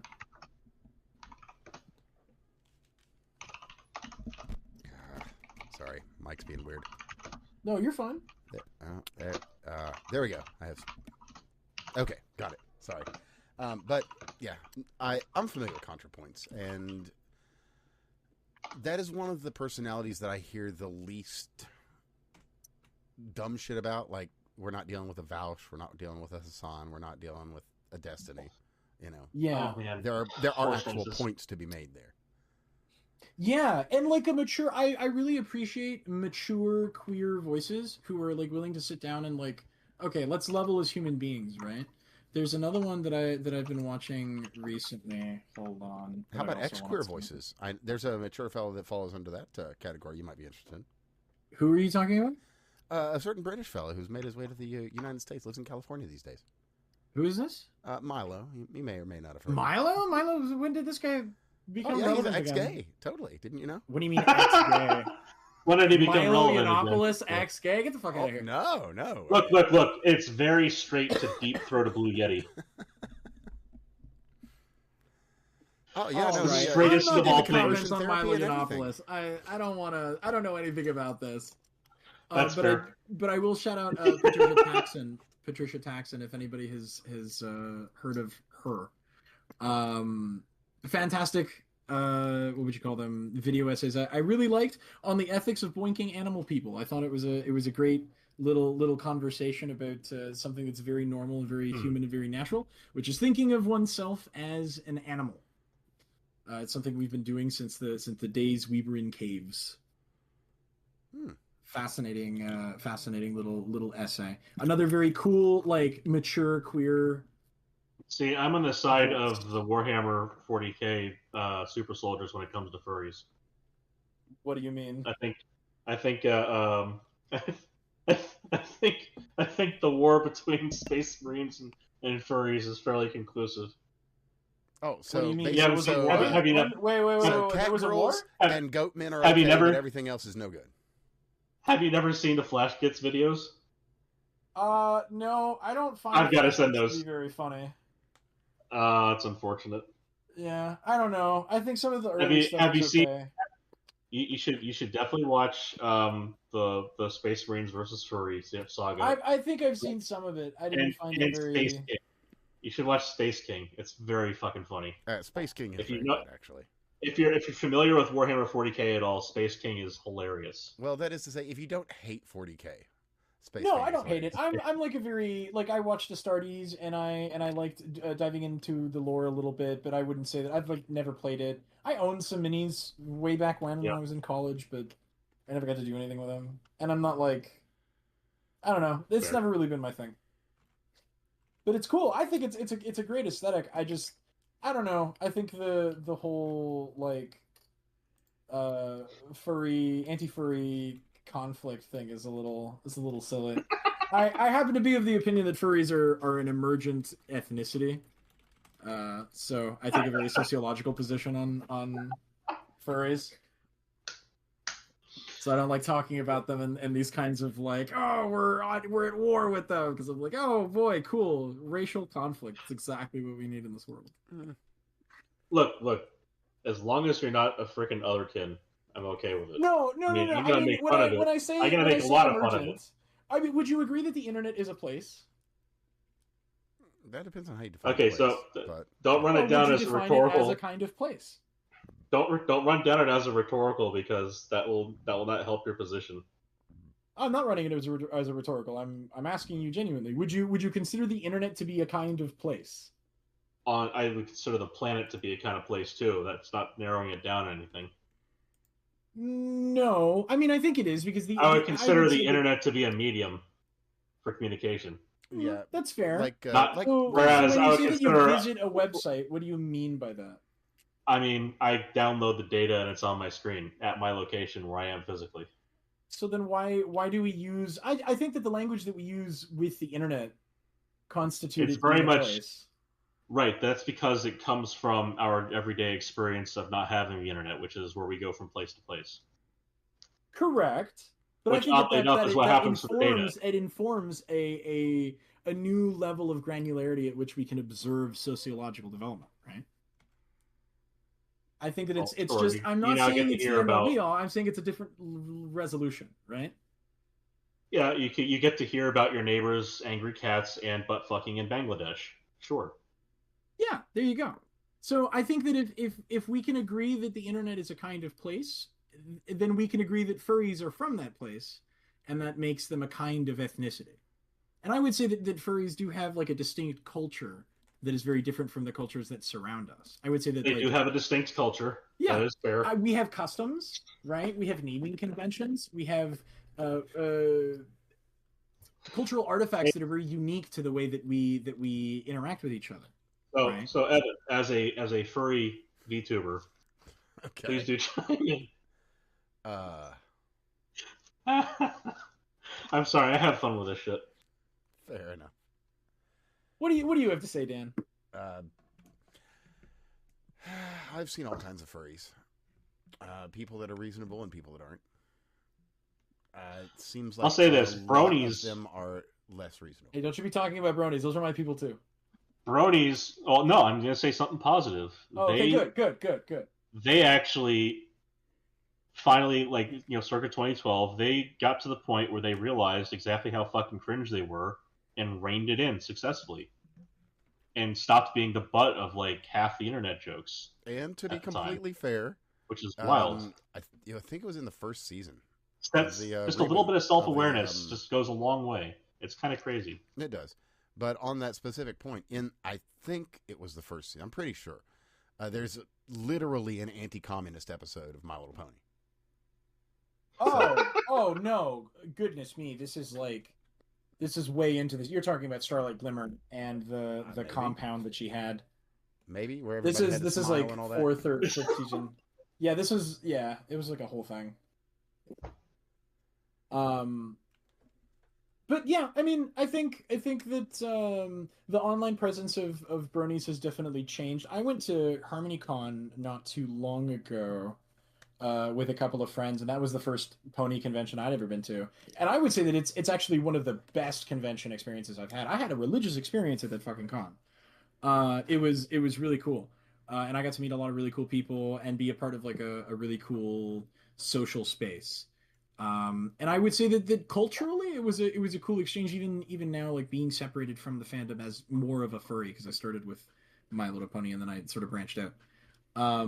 That it was very cool to see how distinct bronies were from furries in the ways that they organized and ran their events, and the way they socialized, and the way that they like did things, and that's part of why I think that these sort of online subcultures, once they hit sort of a critical mass, they become something more akin to an ethnicity than to just like a subculture, because I think people's identities get wrapped up in it. I'd have to really just fall back onto it being a subculture in any given case. I wouldn't call even when it like absorbs your identity. Sorry. I wouldn't call the gothic modern lifestyles a subculture. I would call the goths of old obviously something else, but Fair enough. I mean, I would consider myself sort of like walking evidence of this, because even in the way that I present myself professionally, right? Like, Chem Regik has been my fandom identity for longer than it's been my professional identity, and it's just who I am, culturally, ethnically, I try to present myself as an honest rabbit whenever possible. And I feel like that identification is part of the honesty, and that's what I think makes it different than just a subculture, But maybe it's an experience I've had only because I've been in it for so long, and maybe from the outside, since you're only a furry VTuber and you're not actually one of us. Could be. Who knows? Or do you want to out yourself as a furry? If I've been trashing on you this entire time and not knowing it? Yeah, how is this? No, not really. It's very much whatever. I just happen to be kind of familiar with culture. Fair enough. So if you what would you if you say? had Circa 2007 4chan native. So I've seen all this shit. if you had I wasn't on his 4chan that avatar, early. Yeah, I've seen so many he's been things around come it. and go. So Cam, so if you many things. catch his avatar, you'll notice that it's a cat with a cigarette. That's his VTube and avatar. Yeah. Oh yeah, I like He was that. he was OG VTube before it was a 2014, thing. if you're curious. No, 15. Really? Sorry, but yeah. Yeah, Huh. I'm like one of the OG VTubers, and I It's might as well be weird, invisible. but he's a good guy. Well, we're happy to have you. Every voice added to the cacophony is a betterment on the sound that we make together. You know? Yeah, I was here before Kirsch, believe it or not. Jeez. Right? Old heads in the chat, man. I mean, honestly, I'm here. Shit, I'm like a year after Kazuna AI. Probably. I don't recognize that name, but that first sounds... VTuber. Oh. But this is just esotericism and everything. I think it's all fascinating. It's really cool to see the depths that it all on goes fascinating stuff here. There's something that there hadn't really been any really notable developments lately, other than that it's seeing adoption, and I kind of want to throw it at both of you guys. Oh, incremental robotic forming. You familiar? You're gonna have to break that down a little bit for me. Okay, 2 robot arms, each with a finger and a sheet of metal. You have the one finger pressing in and the other that's just a couple degrees away at a particular angle so as to support it. And it's like press forming. Yeah, it's like press forming, but with Play-Doh. But think like 1 pixel at a time on a sheet, Yeah. Etch-a-Sketch. Etch-a-Sketch. There was a good video of a press former. God, who the fuck was it who was displaying it? Oh, there was some guy who was Smarter Every Day. He went to one of them. Yeah. He did an episode on press forming, the robots that were involved. Yeah, it's basically sheet forming without a mold. Yeah, is what it boils down to. Can you link this in the chat? I'm having a bit. I don't do well with the rotating of the shapes. I need to see this in. Let me find action here. Let me find that for you. Here is a really good image. I'll throw this right there. Perfect. If you can drop it in the general chat. Absolutely. Right. Would be much appreciated. So right there. So that's a single side where you've got just the button and not the back, where it's making like a bowl or what have you. Okay. But you can do any shape. I mean, you can do artistic stuff. You can do. Yeah. So his episode is the big words on the thumbnail is pinching titanium. Mm-hmm. It's roboforming is what he calls it. Episode 290. Okay, I'm gonna have to hold on. So it's here cool you go. Stuff. Definitely worth your while. But even better. Thank you.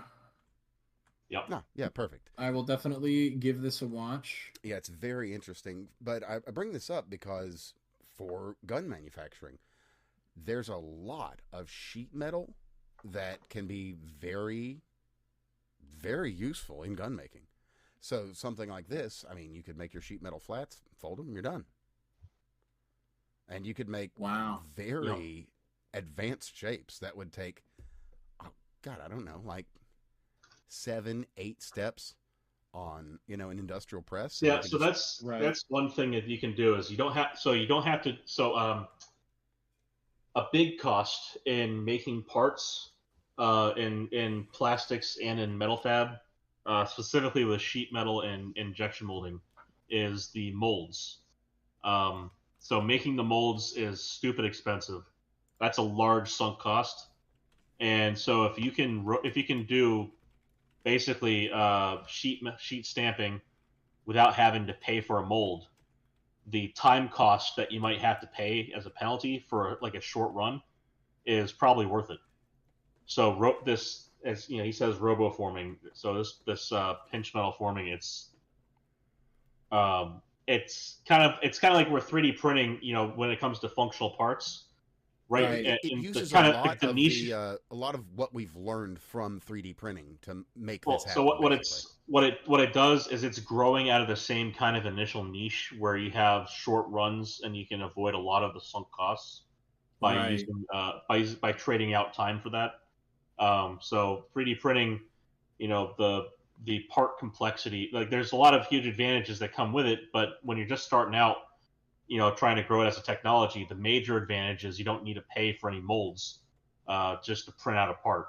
You can just print out the part and there it's done. Whereas molds, you need like a 3 to 6 month lead time, and then you can pop out parts, once a second.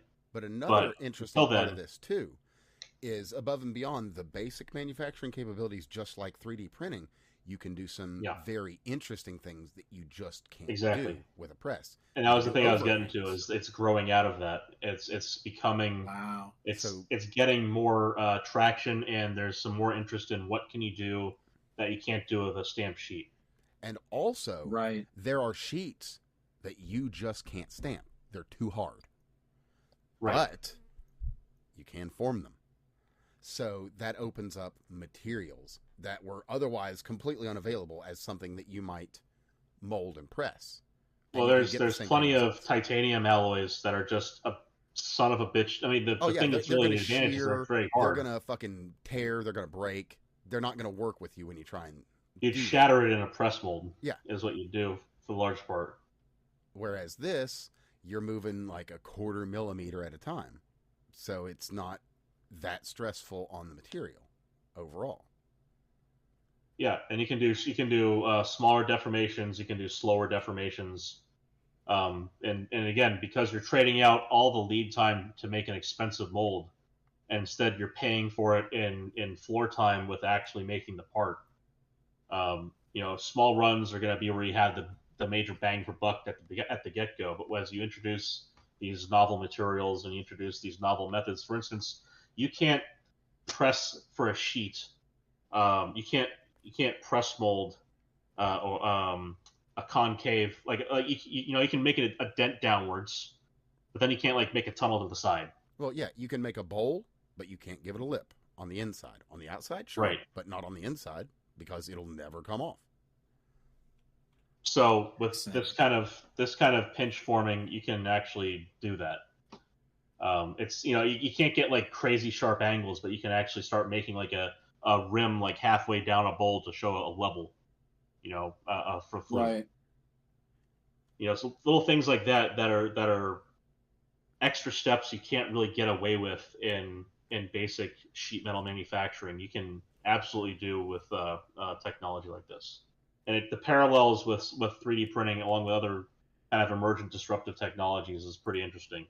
I mean, I still think that as far as just plain old sheet metal goes for commodity stuff, and you can see this with 3D printing writ large, that there's always going to be a larger manufacturing market that does not need 3D printing.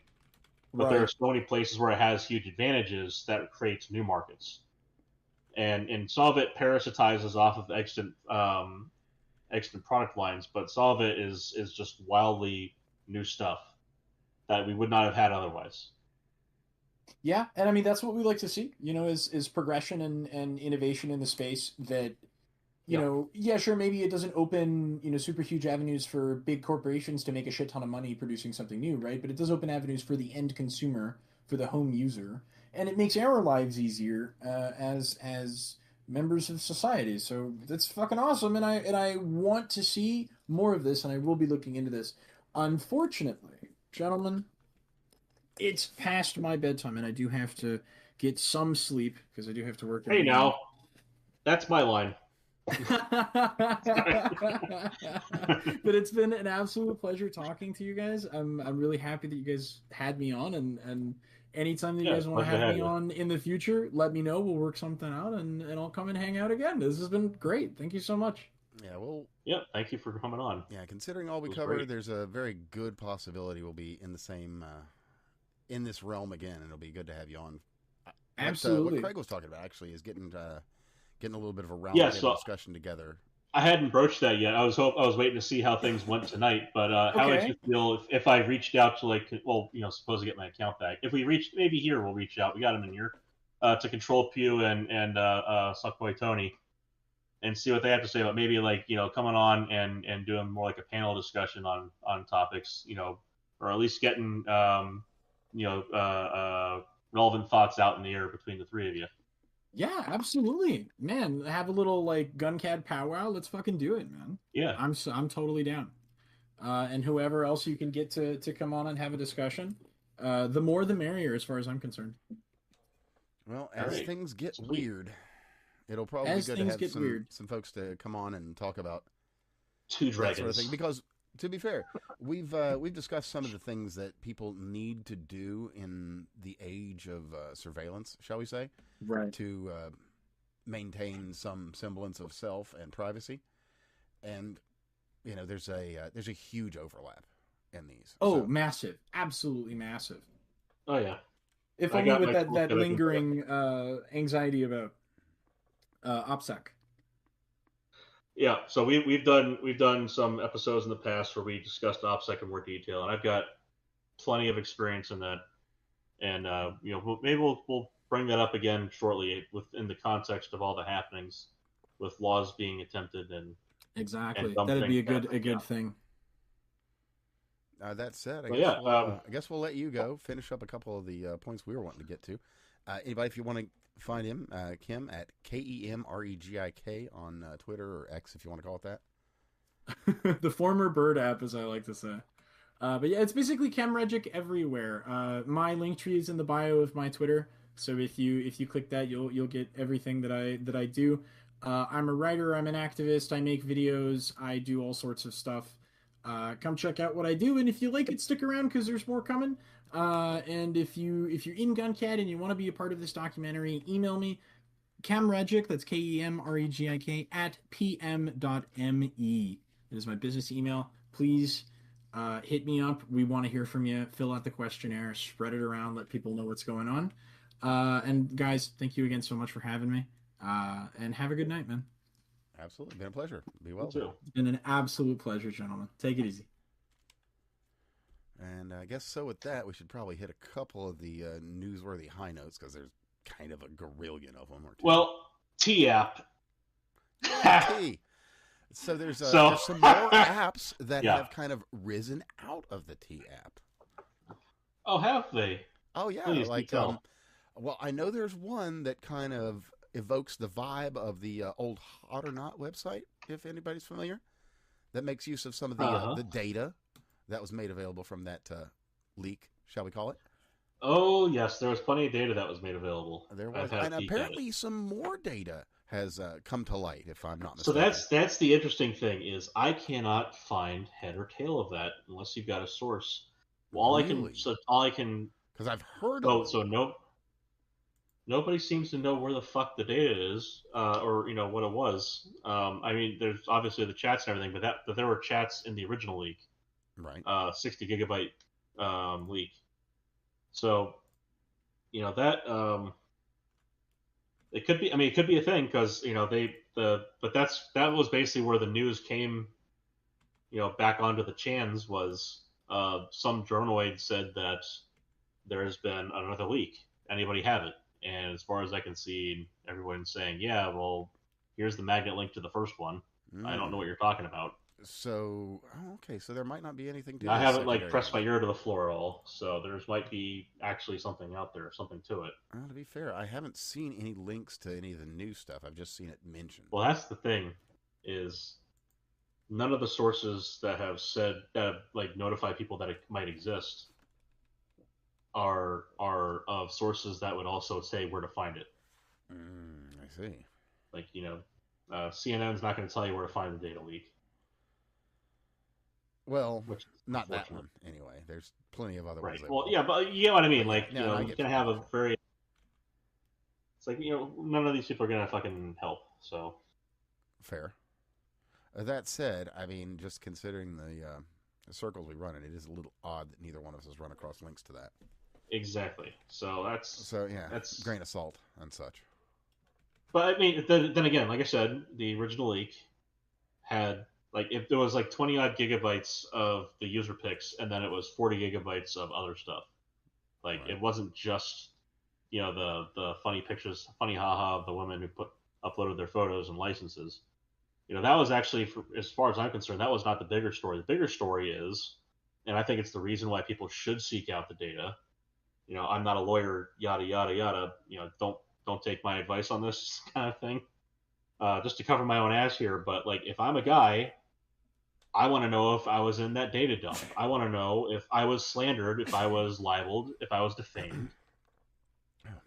And the only place to find that is in the fucking torrent. And so, as an interested party in any potential future class action, I'd want to know if I was involved. And guess who made that available? The people who made the app. So, in my opinion, again, not a lawyer. In my opinion, so personally for me, it was in my interest to seek out the data myself, to peruse and verify that I'm not involved in some random bitch's power fantasy. Now, you know who is. There's that. Do you know who is? But there are several people who've already figured that out. Oh, that's true. Found I that issue. was actually segueing into something else, but yeah, totally. But please do, yes. Another topic. Because we well, are at 12:30 almost. As we're talking about bitches who are power tripping, we should probably talk about what happened in Cincinnati just a few days ago. There's a jazz festival. You tell. And, of course, obviously, two white people were powered. No, actually, no. No, they were just enjoying the show. Just enjoying the show, and then some future doctors and or psychologists and or engineers thought that their enjoyment of the show was really just not acceptable. Actually, you know what? I'm not a lawyer, but I'm sure they were going to be lawyers. Oh, yeah, absolute future lawyers, engineers, philosopher kings, the whole shebang. Presidents of the United States, you might say. Possibly. I mean, if Barack Obama had a child, it would look like that. But anyway. Oh, man. God, that fucking... Pack of Skittles, man. And a nice Arizona iced tea. Only 99 cents, don't you know? Anyway, we're talking about power-tripping people here, so let's get to the power trippers. Sure, yes. And that is going to be a power-driven woman. A power-driven white woman by the name of Teresa Theetge. What a strange name. Whatever. She's the chief of police in Cincinnati, and she has I saw her things speech. to say about this, about that was really to blame for, these white people getting, what that was an interesting thing she said. It is. She seemed to blame the woman who got badly beaten and her husband as well for getting badly beaten. Well, you see, I saw that she at least said the right thing about a whole lot of people taking video and one person made a call to 911. She said one person did the right thing. I thought, that one person wasn't a reasonable thing to say. Mind you, but yes, one person did. Yeah, fair. I think I said, that's at least a reasonable take on the situation, that one person did the right thing in that situation and called 911 when two people were getting mob beaten and everyone else was just videoing it on their phones. I said, okay, sure. That's a reasonable statement to make as the person in charge of the police investigation. That's by fair. itself, that alone and nothing else is a completely reasonable thing to say. Mm-hmm. If she had said nothing and that's why I brought it up as an isolated statement, because I thought that part was reasonable. Yeah. In contrast. Sure. And to literally everything else continue. She had to say. Yes. Well, that's in contrast, that's continue. I mean, yeah, she made it quite How clear. dare they get beaten in the street like that? Yeah. Okay. What did you say to him? Did you call him the N-word? I mean, that's a fair question. Sort of. It doesn't justify getting beaten. No, it doesn't. Fair question. As a matter of fact, it justifies the people doing the beating going to jail. But, Yeah. I would support draw and quartering, but I'm wanting to I'm a how it started. Traditionalist, so I like traditional things. I think trying to find out how it started is a reasonable thing. Sure. And if a whole entire mob is beating your ass, finding out why people felt the need to join in might be a reasonable thing. Sure. I'm at, it's probably just socioeconomic factors. Well, you see, I don't exactly go out on a weekend night looking to beat the shit out of somebody. I don't know about you. That's not my typical weekend activity. Is going out, see a movie, maybe beat the shit out of somebody with a bunch of other people. Well, that's some people. You know? They just have different things they do. Okay, so back to the T app thing for just a moment. Oh, sure. I've got some other T app. The I original on, something else, but go for it. Yeah. The original website you could go to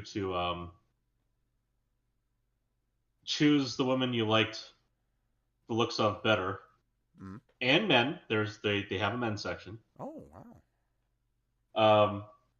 The original website, which was spill.info.gf, that one went down. tspill.fun, as of 10 seconds ago, was up, but it seems like it's having some trouble. It might be that I've been running a little bit of Java console fun times on it that just votes for whoever has the higher score already. It seems that the connection's timed out like just 10 seconds ago. It just refreshed itself and died. It might also not be me. If the connection timed out, they might be under heavy DDoS, which there are, to be fair, interested parties. They are, and they're heavy parties, and uninterested parties. Well, there's that are just looking to have parties, fun. There's interested heavy parties. I mean, there's heavy parties that are uninterested. I mean, yeah, there's a lot of heavy stuff. I gotta tell you, the average self-reported weight among those who had licenses that would report weights. And this is by perception. I haven't looked through and calculated. Just a real quick question, Craig.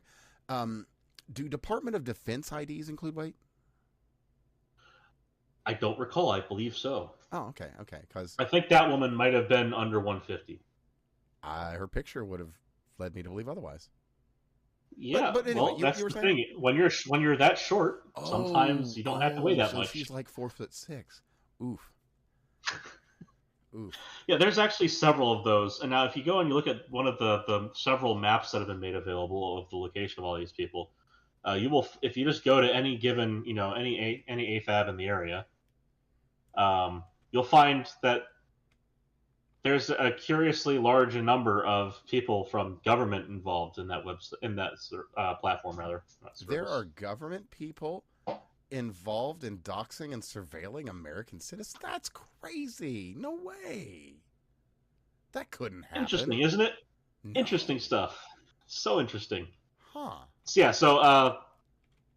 So there's in this if this website goes down, if this is me witnessing it actually dying, not just being DDoS, then it's going to pop up again somewhere else because there's multiple endpoints for what is clearly the same backend that they're piping this stuff through, and that's which is just fucking funny. So I threw together a little teeny snippet. Like I said, I just throw it into the console, and it just every second it votes, which is about the refresh time for the voting. Every second it tries to vote for the one with the higher score, and I gotta tell you, it was actually affecting the top 50, which was funny as hell. How nice. But yeah, I don't know. It is what it is. Like I said, there's a vested interest in seeing for yourself to, for potential legal ramifications down the road. I mean, presuming I was an interested party. That you were libeled and/or defamed if you've ever met with any of these many women. And for the whole dollar that I might eventually see out of all of it, I'd still be very happy to see this dumbass who vibe coded this app together enjoy some time dealing with it in court. Fuck him. That would be funny. It'd be poetic justice. But you know what's funny and won't see time in court because of just absolute generosity and magnanimity. That would be Oprah Winfrey, because she was very busy. Oh, that pedophile. She was very busy doing many important things, and just didn't get the message that there was a thing that happened in the water around Russia, and You know, there was some water that was supposed to do a thing or something in Hawaii. And so there's like this 20-mile road that you can drive all the fucking way around. Or, you know, you can hop on her little private road and drive like a mile to get to high ground.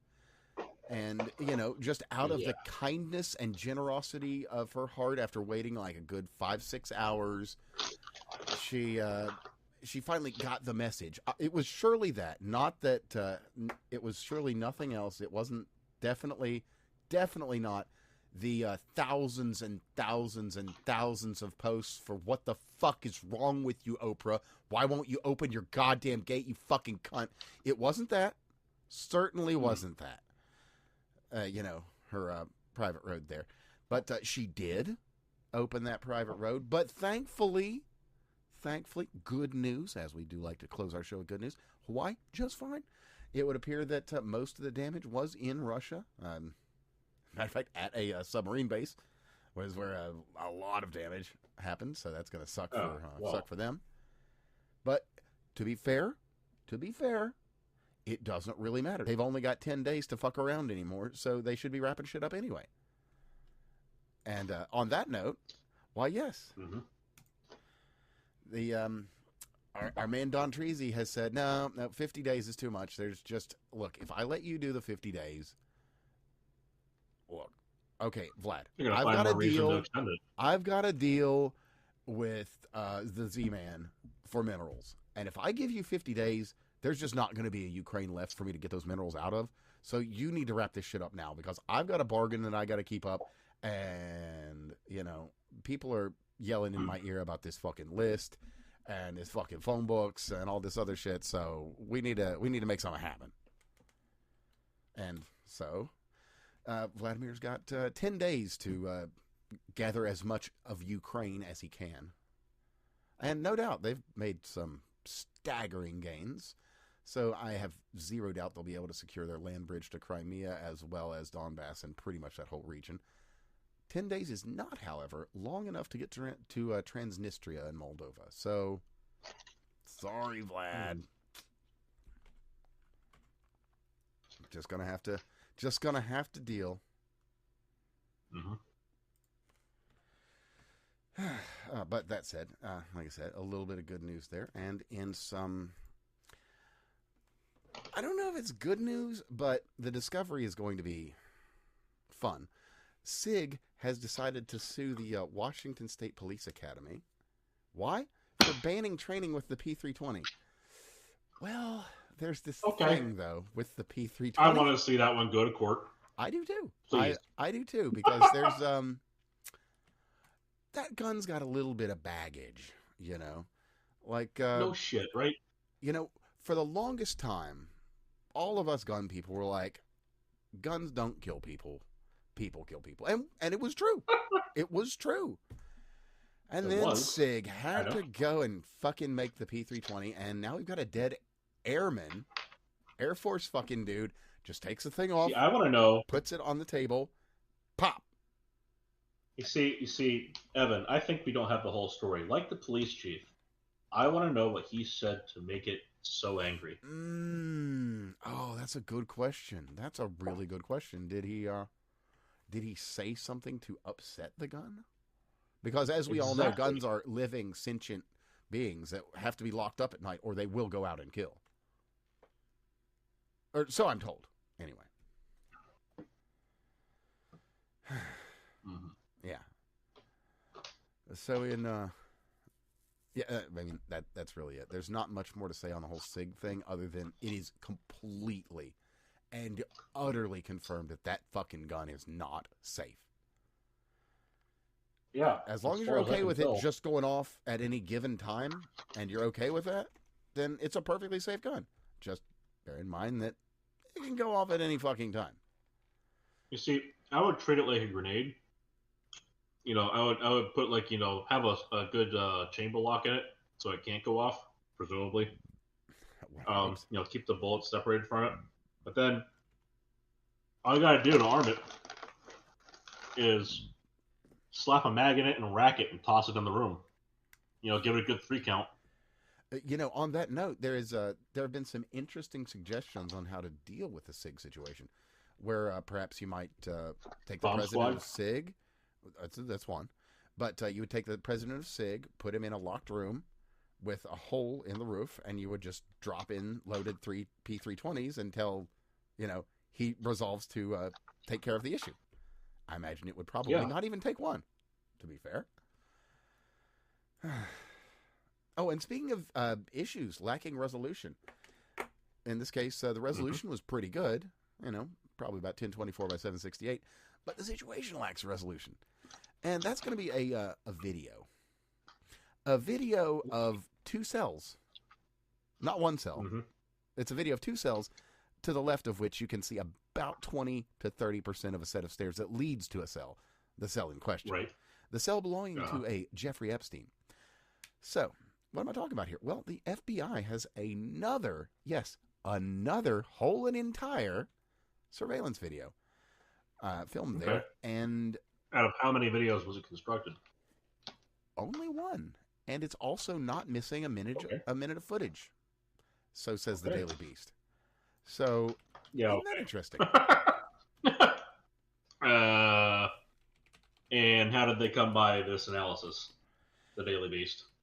Well, I don't know. Maybe by the same people that were able to inform us that a bunch of fucking burn bags, literally bags that you put shit in to burn, were found in a backroom closet at the FBI related to the Russia bullshit.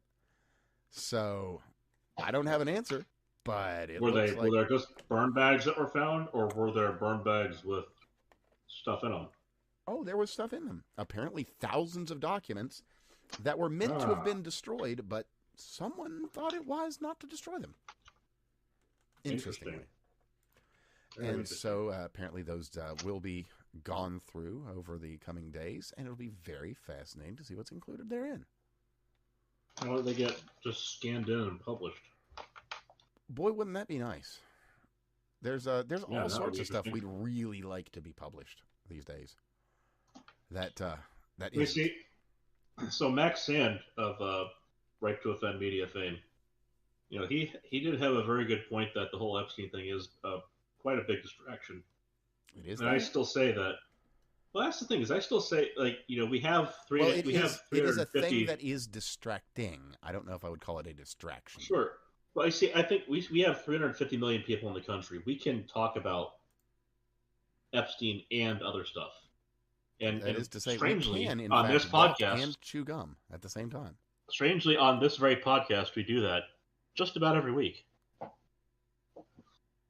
It'd be nice to no longer have to talk about Epstein. Yeah, it would be nice if when we is had that some going to closure happen? on that. But I mean, policy and wins. We can talk about those. We can talk about frustrations. But for some fucking reason, Epstein has to keep coming up because, still waiting on the fucking files. Now, he also had another point, and I made a point to him when we were talking, actually, about a week ago,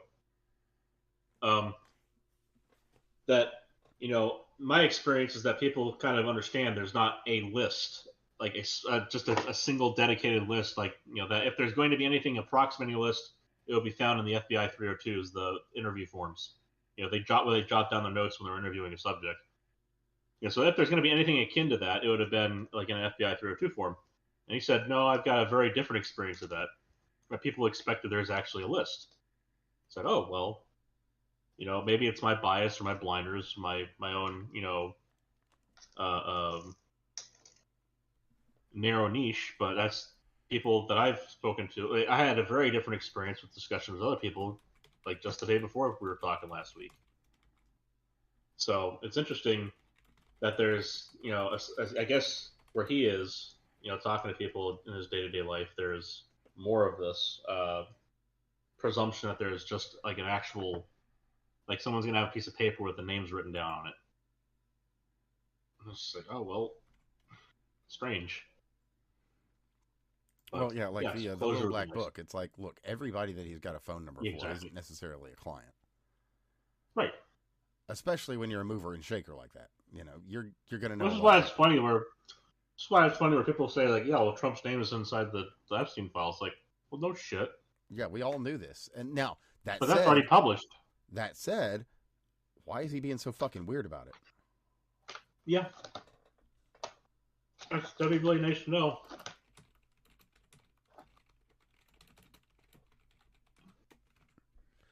But you know, here we are. So. Well, you know, he could always just publish it and find out. Yeah. Now that said,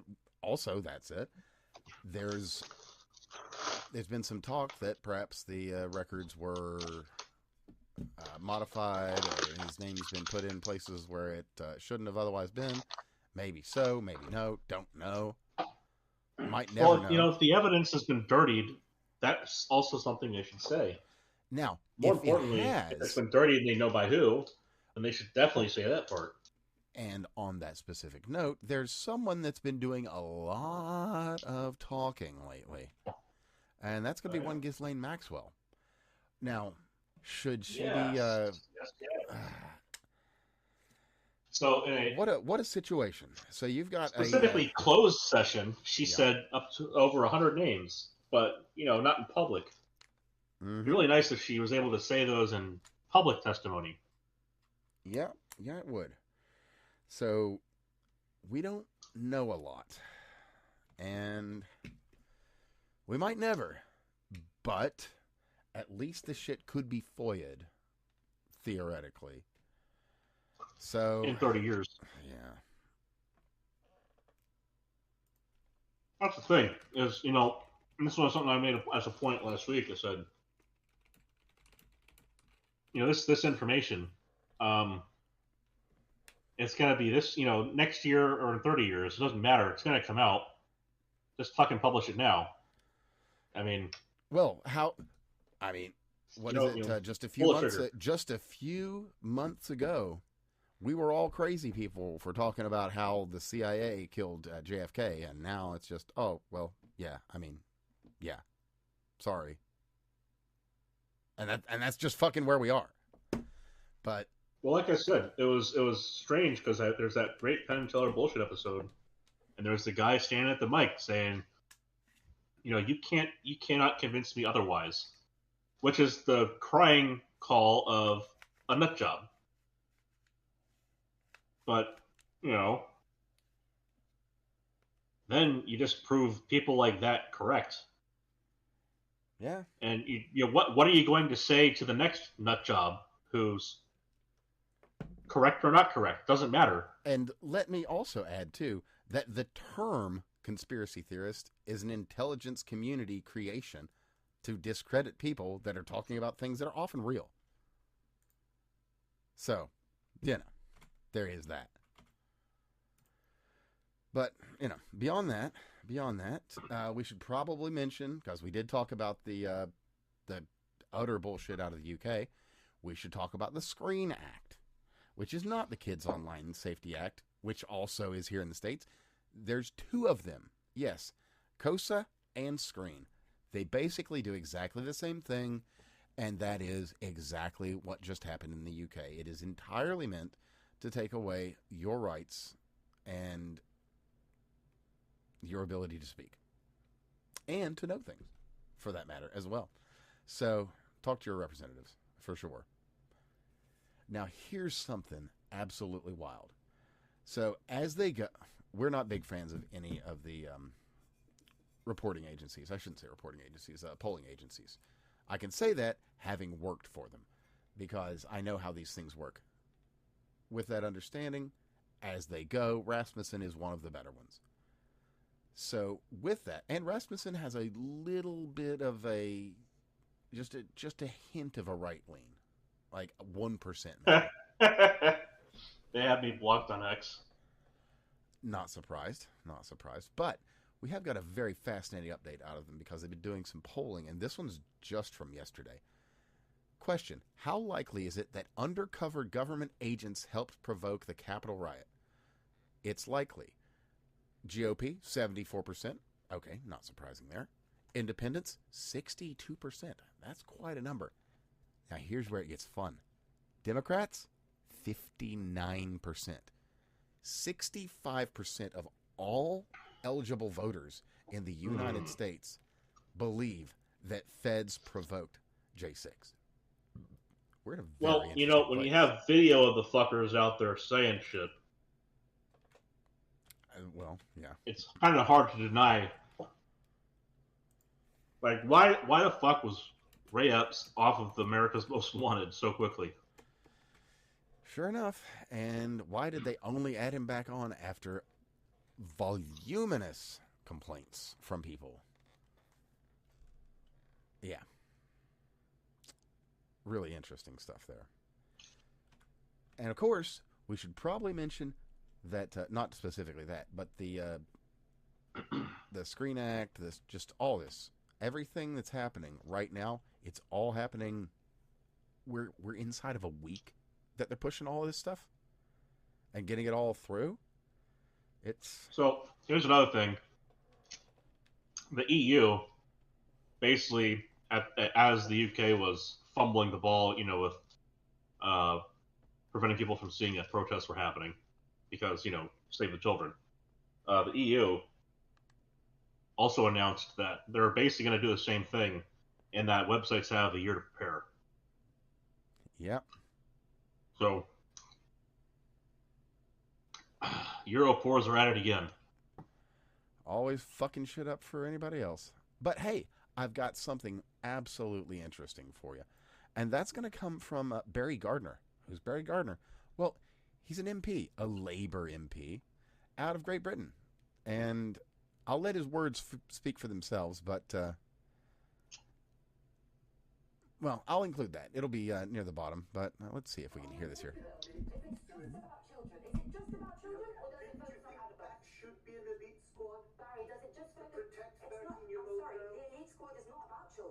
Shall I read you the thing?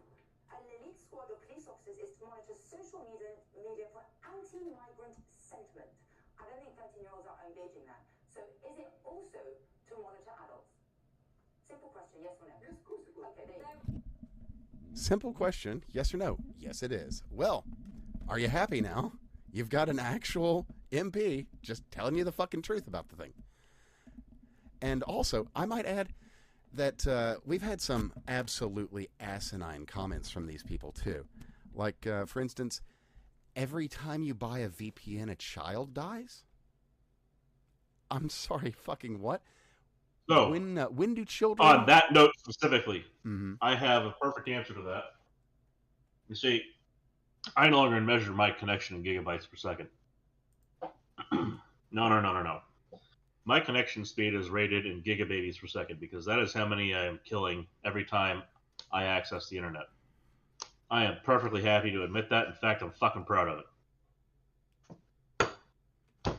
That is my new dead babies joke starter from now on. That works. Or finisher, depending on how I'm going to kill them. Seriously, this is fucking retarded. Every time you access the internet using a VPN, a kid dies. Fuck off. Yeah, and when eat a bag of dicks. Did you get a credit choke card on them? Sometime around 18 or so when you're not a kid anymore? I'm pretty sure that you can't actually issue a credit card to kids without their parents' approval. Yep. And even then, you actually can't. They have to be on the parents' card. So... Exactly. Parenting? Maybe?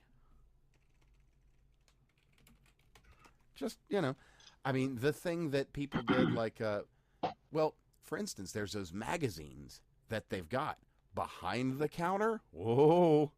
That they won't give to you if you're a kid. Your parents can just buy them. Give you one, too, if they want. But that's what parents are for, is to answer those questions and make those decisions, because children are fucking children. Excuse those two words being used together. What are you, some kind of intergalactic alien clown? Oh, where? Hold on. What? That was the clown's weakness of Stephen King's It. You didn't know that? Children fucking each other in his presence. Oh, yeah, no, I was actually wanting to scroll down to something that happened in the last few days. There it is. Liam Neeson is, dating a young lady. There is an enormous age difference here. So Liam Neeson. Oh, wow, I did not mean to be so accurate with that. Sorry. So anyway, Liam Neeson is with this young woman, much younger than him, and frankly, I'm utterly disgusted. This 73-year-old man is with a woman 15 years his senior. She wasn't even born when he was 14. So yeah, anyway, Liam Neeson and Pamela Anderson are together. She's 58, and that's disgusting. That two people like that would be together. Look, she was 5 years old once, you sick fuck. Right? Yeah. Oh, and one other thing that I think we should probably just do this reminder every time. The dude in the mask with the gun that worked for Tim Waltz and said he worked for Tim Waltz, that is not a fat man, but is also a fat man. What happened with that? What happened to the fat, not fat man in the mask, not in the mask, that worked for Tim Waltz, that killed those ham Republicans or Democrats or whatever they're wanting to call them these weeks? What happened there? The two Democrat defectors. Yeah. That Weird. was it, right? Yep. Oh, and but as we like to have good news out of the gun violence archive, of course, big fans of the show, obviously, much like every town. They've got a great tweet that they put out here just yesterday, actually. And I'll read it off to you here. It's these are the 10 states without a mass shooting this year. That would be Alaska, Hawaii, Iowa, Kansas, Montana, New Hampshire, North Dakota, South Dakota, Vermont, and West Virginia. Now, is there anything about any of those states that like one of these things is not like the other? Because Iowa has a lot of corn. That it does. That's true. That's true. I think Kansas like does a too. lot of corn, way more than Alaska. That's very true. It absolutely does. But the number of guns and the law around carrying them, curiously, very, very, very good parity there. As in, you've got constitutional carry in Alaska. You got constitutional carry in 9 of these 10 states, just as a by the by.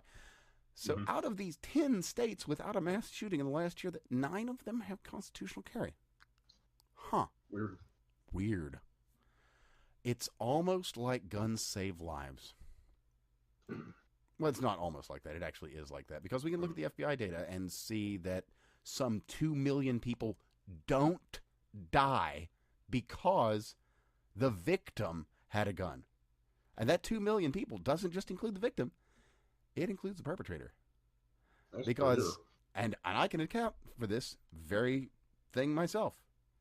That's not 2 million people. It's 2 million incidences. Yeah, fair. You can double that if you want to include the perp. Yeah. Well, that's exactly the thing. It's like, I've had to draw a gun. I didn't have to pull the trigger. I could have. I'm glad I didn't. But, I pulled the gun. The situation is resolved. Nothing else happens. And it's done. He gets to run away. I get to leave. Everybody's hyped. But everybody's alive and unventilated.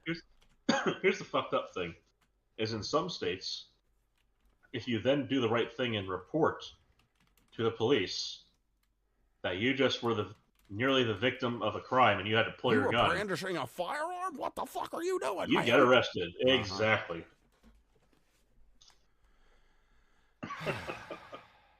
Yeah. Now, in a sane state, the police officer shows up. You say it was in self-defense, and they go, "Well, he skedaddled. I guess that's right," and walks away. Yeah. Oh. Police report filed. Job done. Yeah. Or good work. Yeah. Well, that's a Florida thing. Well, fair. Well, no, I've seen that in a couple of places, but mostly Florida. But yeah, I think Florida and Texas. Yeah, they basically say if some dumbass decides to try and carjack you, shoot him. Like, save us hell the yeah. trouble of jailing him. Save your tax dollars. Spend the 30 That's cents 30 it's going to cost, to pull That's that 30 trigger once. grand a year. That's 30 grand a year per prisoner on average. Everywhere in the U.S., the average is about 30 grand a year. That was true as of like 10, 15 years ago. So it's probably more now. Oh, undoubtedly. That's a lot of money. That's a lot of money for someone who decided to make the dumbest decision of their life that day. Yeah. Save money. Protect your property. Yeah. Save yourself tax dollars. And your life. And I mean, the tax dollars are an afterthought. I mean, your life is more valuable. True. Obviously. Yeah. And certainly more valuable than taxes. And they chose to tell you that their life is worth less than your car. Yeah, it's funny that. Real funny, because what is it? And they think your life is worth less than your car, which you should correct them on. Well, that's the big thing right there. Is people will say, you would kill someone over breaking into your house. It's like, well, they don't value their life more than my things. So what am I supposed to do? Let them. I mean, let them put my life in danger, hurt me. There's that great cartoon of going back to the Revolutionary War technology of the day. Using a cannon to take out the one guy's legs, a bayonet to stab the other one to death, shooting with the musket, missing and hitting a cat, shooting again, and letting him sit there with a sucking chest wound as they slowly die and life fades from their eyes. Yeah, and there's that. Of course, and you could make it all go full bore. You then continue on to stack the bodies out in the front lawn, and light them on fire. I mean, honestly, that should probably be a requirement if you're gonna do self-defense in your own home. But the lawn isn't gonna fertilize itself, and you need that bone ash to do something.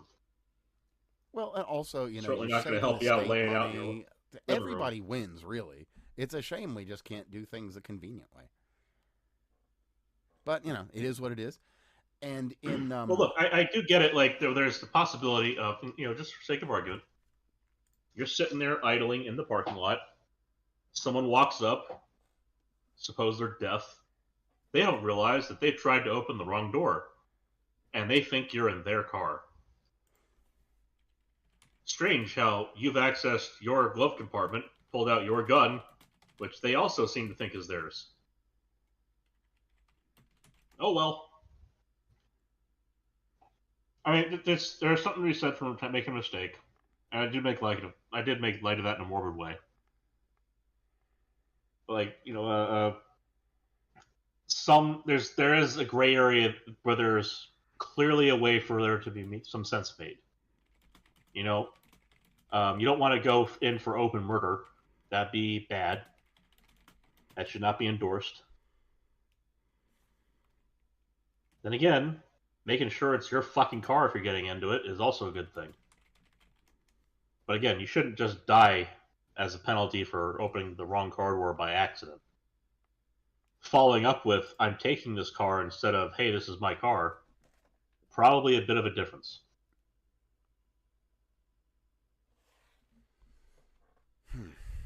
Yeah. Oh, there's something else that's happened here in the last. Well, we should go ahead and close up right quick because it is 1 a.m. Yeah, fair enough. Man, there's a lot more I'd like to cover, but it is what it is. We got next week. We do with that. Or this weekend. I should say we should do this weekend. Yeah, fair enough.